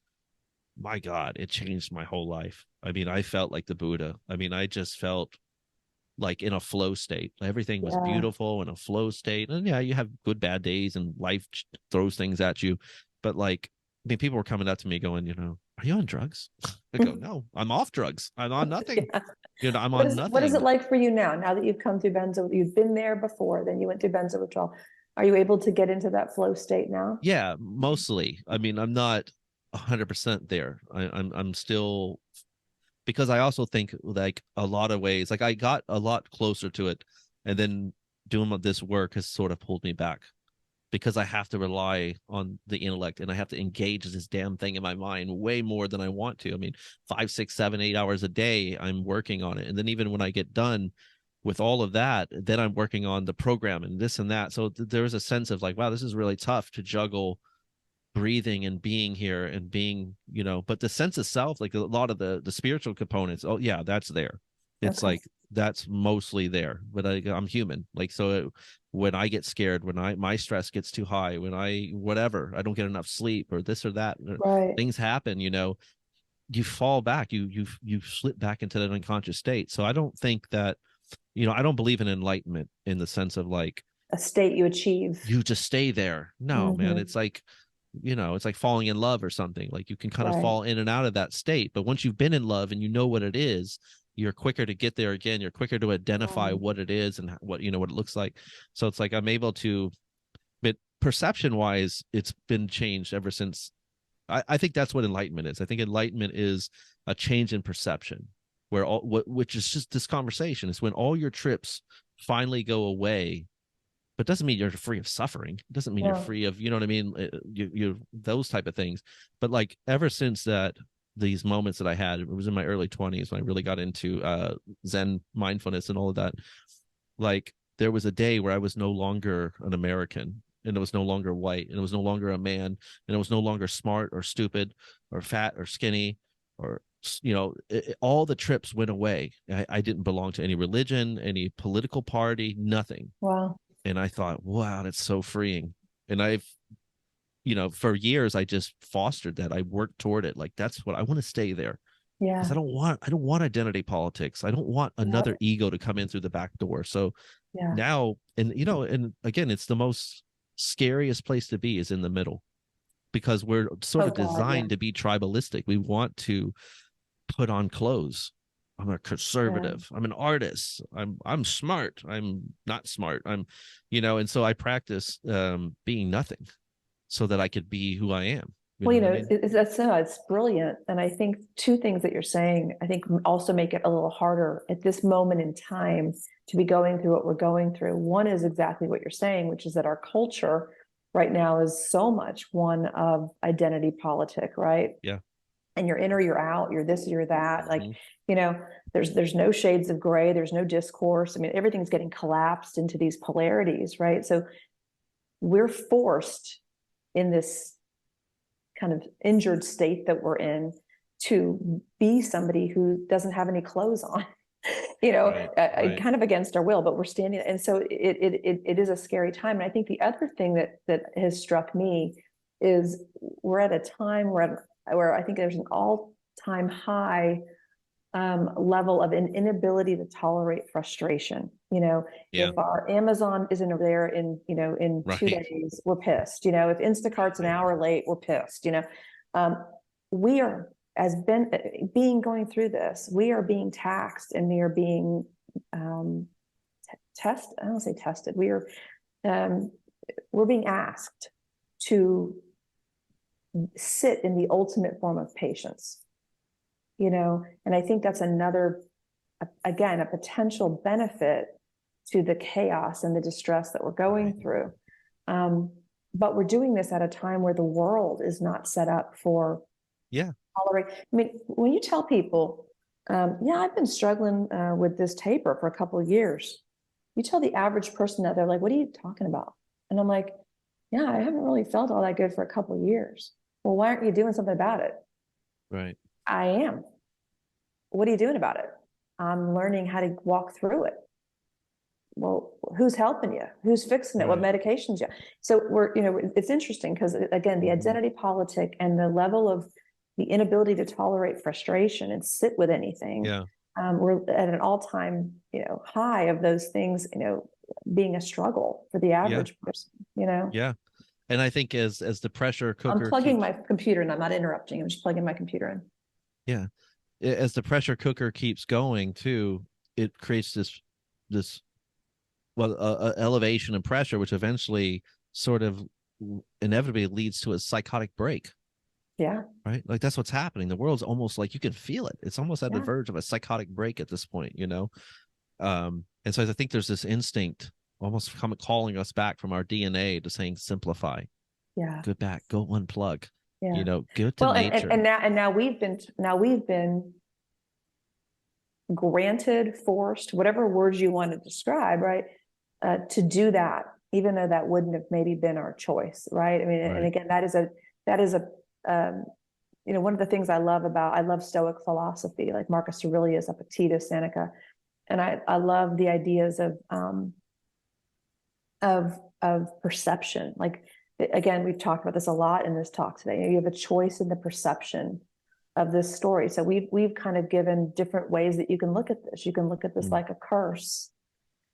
You can look at this as a hero's journey. Right. There's all kinds of ways you can perceive this, and you actually have choice in your perception. And then when you have choice in your perception, you have a decision to act. Do I get out of the bed? Don't I get out of the bed? Not today. Okay, but tomorrow I might try. Right. And then we can move into, to will, our willing, again, that willful tolerance, willingness to accept what we can't change. I cannot change that this turned into a neurochemical nightmare on me. I cannot change that reality, but I can willfully tolerate it. Real fast, I wanted to share with you, as you were talking about Zen being kind of your thing, about 5 or 6 years ago, before I got sick, I was up at my parents' lake house and I was reading a book by a guy named Michael Singer called The Untethered Soul. Yeah, I know that book. Yeah. Okay. So I think it was in that book that the quote was, I'll never forget it. I was on their porch and I read, everything will be okay when you're okay with everything. Okay. So Dave, my life is fine at this point. Okay. I'm working hard. I'm playing hard. I'm making good money. I've got good family, friends. I have everything I want. And I read this quote and I just get this chill goes through me. And I read it again and I wrote it down. I was like, everything will be okay when I'm okay with everything. And I remember thinking, how would anybody ever get okay with everything? And then I got like a weird feeling and I thought, oh, I wish I wouldn't have read that quote. I feel like something's going to happen in my life that's going to teach me that I'm going to have to get okay with everything, and anything. And when I really got as bad as I got, there was a moment of clarity one night about 2 a.m. and I thought, this is that moment. Like, this is that moment where you don't think it can get any worse than this. Right. Everything feels lost. If I can get okay with this, everything will be okay. And that's been my journey through my benzo withdrawal. Is I still don't feel good. I don't know what's to come. I have no idea what to expect. But if I can work to be okay with my reality in the moment, then maybe everything will be okay. Right. And everything will be okay. I mean, it really will be okay, especially if you can harness that. The more I do this work and the more people I work with, the closer I get to this idea of, like, if someone said, what's the single best thing I can do to help myself recover? I would say, believe you're going to heal. Believe you're going to heal. Yeah. I know it sounds just so it sounds like a fortune cookie, and I hate pseudo things like that. My mind's such, I love to go deep into things and break apart the pieces. But yeah, me too. But if you just say, just know it's going to be okay. Just the damn knowing. And if we wanted to break it down, which I love to break things down, what does that mean? It means if you've been attacked by a grizzly bear and you're heading due north through the woods and there's a road over there, it's 5 miles away and you've been injured and, man, I hope I can make it. But then as you get closer to that road, it's a knowing that there's a road, there's cars. Once you hit that road, you're going to be safe. You can carry yourself through it. But once you start to feel like these other narratives come in, it goes, yeah, but up here around this tree, another bear is going to walk out. And then once you get to that road, I heard from so-and-so that road, there's not even cars anymore. It's all grizzly bears. Oh my God. You know what I mean? So the brain never truly hears that it's going to be okay, is what I'm saying. So the limbic system is always on high guard, high alert. And what was GABA? GABA was this blanket. It was how the parasympathetic, it's what activated the parasympathetic. It was the blanket on the limbic system. But it wasn't just that. It was oxytocin. It was serotonin. It was dopamine. It was other factors. Like you said earlier, it's not all GABA. And we know this now with serotonin, right? We thought, oh, Right. depression's a serotonin problem.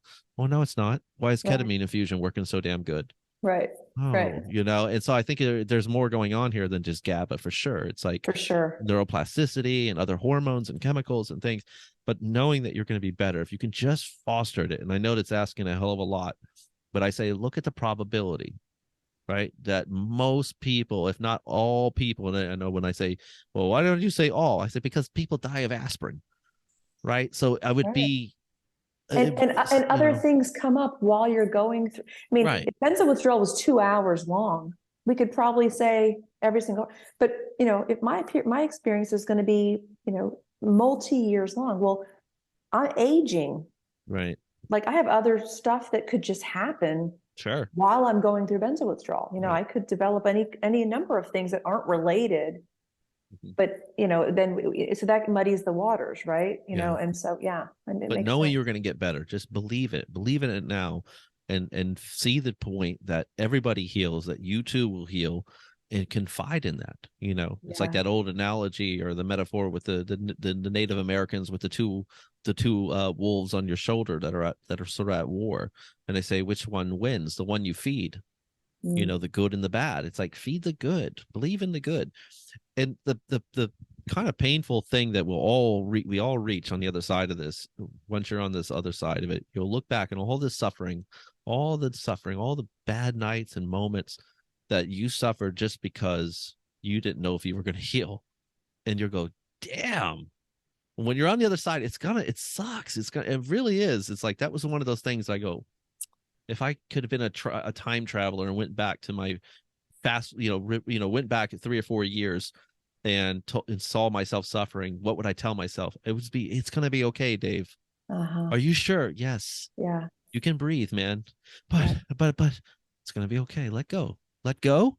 It feels like I'm in a car that's sliding on ice, and there's a cliff coming ahead, and I'm putting on my seatbelt, and I'm grabbing the steering wheel, and I'm smashing my foot on the brake, and I'm trying to put it in park, and everything I do, it just seems to make this car speed up toward that cliff. Yeah. And I say, this is a process where what you actually need to do is let go of the steering wheel, Yeah. take the seatbelt off, and take your foot off the gas pedal. It's completely counterintuitive. It's totally counterintuitive. It's totally counterintuitive to everything that's happening in your brain. Do it. Just let go. And what happens inevitably is the car starts to slow down. You go, Yeah. what the hell? This is weird. This is Well, unexpected. I think I know we have to get off here in a second, but I think this idea of how it being counterintuitive, it being nonlinear, but staying with the counterintuitive, I think the idea that less is more, and it's almost like opposite day. Remember opposite day when you were in like elementary school? It'd be like, oh, I hate you, I love you, whatever. Right. It's I kind of sometimes play that game with myself too, where my brain's telling me, don't do that, don't do that, don't do that, don't do that. And I'll Yeah. say, that means I probably should try to do a little bit of that, Right. because of exactly what you just said. I mean, it's a counterintuitive approach. And Right. and again, I recognize there's a lot of people that are in spots where they're just not ready to do that yet, and that's okay. But I think I love this conversation because you're at one place in the journey. I'm in another place in the journey. Right. Listening, everyone's in their different, different aspects along the way. But we can choose to water the weeds, right? And Right. I was watering the weeds for a long time, and what happened Right. was I just ended up with a lot of weeds, Right. you Or know. you can pluck them. Keep That's plucking them, right? and Like, it what's the sucks. Like it's not fun getting up and plucking yeah, weeds. I get it, right. I'd rather be out playing in my garden. Well, I don't have a garden yet. Yeah, I got weeds to pluck, or I have right. weeds to water. That's my choice. Water Yeah, the weeds or pluck the weeds. I would love to say I'm going to go to the park. I don't have that option today.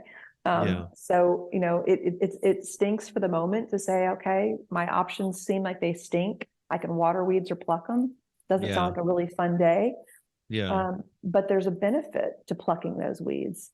Oh, hell yeah. I mean, and there's a risk of not plucking them, right? Absolutely. So it's like, I always tell my clients, you're going to agitate to alleviate, right? So everything I have you do, things will get rougher before they'll get better. Usually, not always, mean, sometimes it doesn't happen that way. You go, oh, I started doing Can these you say things, that things. again? Agitate to alleviate? Yeah, agitate I to like that. alleviate. Like you're gonna have to add, there's inevitably, if I ask you to get out of your bed and start doing some things, things will feel a little tougher at first. And then Yeah. there'll be that old pathway and those instincts to say, this guy's full of crap.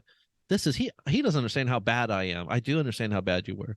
I Yeah. was the guy that was 6 months in bed who couldn't walk to the mailbox, who started his Rocky montage by lifting little girly pink, 2.5 pound dumbbells. I mean, I'm not even kidding. They're pink little dumbbells. Yeah. They were rubber. You know what I mean? These things. I mean, it was insane. I was like getting 50 steps a day, and I was like, well, let's try to get 60, and let's try to curl this 3 times. And but you start to, Yeah. and then it's a bigger process than that. Getting off certain forums or mechanisms where I would, I have to say, like, nobody ruminated better than me. I mean, if there was a trophy, I would be like Guinness Book Olympic World gold Record. Oh my medalist, huh? Yeah. God. My intellect, I mean, it was impressive. I was like, wow. I finally realized I might be smart just by the damn fact that I could be so crazy at this, that I Exactly. could Yeah. juggle.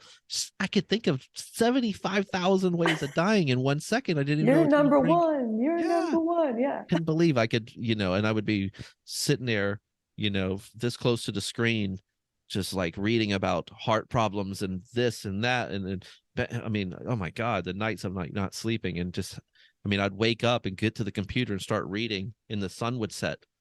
Like I Mm, would ruminate the whole day. I was just yeah. stuck to it. And eventually I just realized like, this is going to kill me.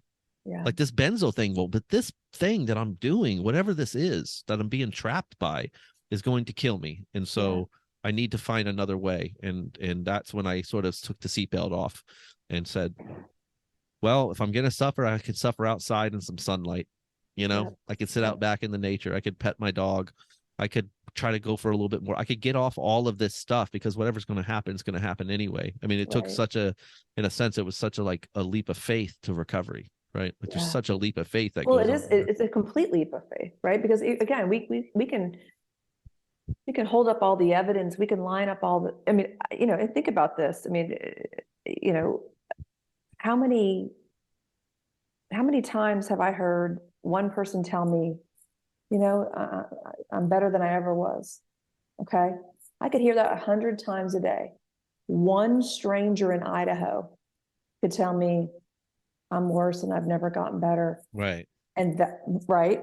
And that's where I go. And Yeah. so I think I like the idea of agitate to Alleviate. alleviate. Right. I've kind of heard it as like, you've got to burn to learn, Right. like Same stuff. Yeah. same stuff, right? Yep. But it's using the pain. It's going to be there. Right. Not much we can do to make it go away. The pain's going to Right. be there. Is there anything you can do mentally or physically, behaviorally in that moment Right. to give yourself a different narrative than the worst case scenario? Absolutely. And Yeah. and hence going all the way back when I said, like, at the beginning of my program, I say to the audience, I'm going to ask you to take a leap of faith here. I'm going to ask you to open your mind to a different way of looking at recovery and this whole thing that you're going through. It's tough because, again, we're kind of talking about like the changing of belief structure. Where so many of us already have this cemented belief structure of what benzos are, how they work, what recovery looks like, and all of these little avenues and branches of it, right? And unfortunately, it's largely not true Right. unless you're really adopting a very healthy perspective of it, which almost no one does. It's probably not true. You're probably looking at you're using a catastrophized model of it, the worst case scenario, but based off a lot of false pretenses too with things. So no, you have to lay in bed to heal. Maybe there's arguments for times that you lay in bed. I mean, I've spent time in bed that I think I needed to be in bed. So people need to hear that. Dave's not saying no matter how bad you're suffering, get up and go do things or whatever. No, there's a time where you got to look. Sometimes you got to rest. And sometimes you just sometimes you need, can't do anything but be in the bed, right? I mean, I've done, and there was right. plenty of moments like that all through my taper. Even when I had great momentum, there was times that got tough. There was times when I held my dose for 2 months. I remember a couple of times, right? Oh, at least a month or two. I didn't taper. I didn't go up, but I held, and that was even later into my taper process. Once I hit like from 40 to like 10 milligrams and things were getting easier, you just hit patches. Some Yeah. of it's like neurological weather. I had no reason that I could think of why it was happening. Other times I could see it with stressors, family, relationships, me losing the battle with my mind at times, Yeah. you know, because sometimes you're just good and you're like, yes, you got the Yeah. force with you. And then the other Right. times you just wake up and you're already been sucker It's punched, already, that's it. and Yeah. you're there, you're in it, you're in the fight, and you're struggling, and you feel like you're just trying to keep your head above water, you know. But yeah, going back to you agitate to alleviate. So think of that as, you know, if you're going to start pushing back and lulling, even lulling, you agitate, because lulling means accessing good chemistry and doing some of these other things. But some of those things are scary. So Mhm. if I tell someone, get in the bathtub and do some like sort of limbic rewiring through your senses, is one thing I like to do. Deep breathe, use your senses to tell your limbic system you're okay. Well, if you're highly sensitized, you probably can't even do that, Right. because Right. smells and sounds and Right. you can't even, you're bathing in the sink with a rag, you know what I mean, Right. like, Right. so that becomes tough. So it's like even lulling becomes agitated, a source of agitation a little bit. So That's but actually a really find, good point. I think it's an important point to make, because I think people beat themselves up because I'm lulling, therefore this should be the good stuff, and it's like, right, no, no, not but necessarily. start small. That's the caveat here, is start really small. Dip your foot in the water for a little bit. I literally have people who couldn't take baths, so what do we do? I said, make a bath and sit there on the side with your feet in the water for Yeah. 10-15 minutes. Well, what happens after about a week? It doesn't bother you that much anymore. So Mhm. can you sit in the water? And then can you finally submerge yourself in the water? And then, you know, by a month later, they're taking baths again. It's not even a thing anymore.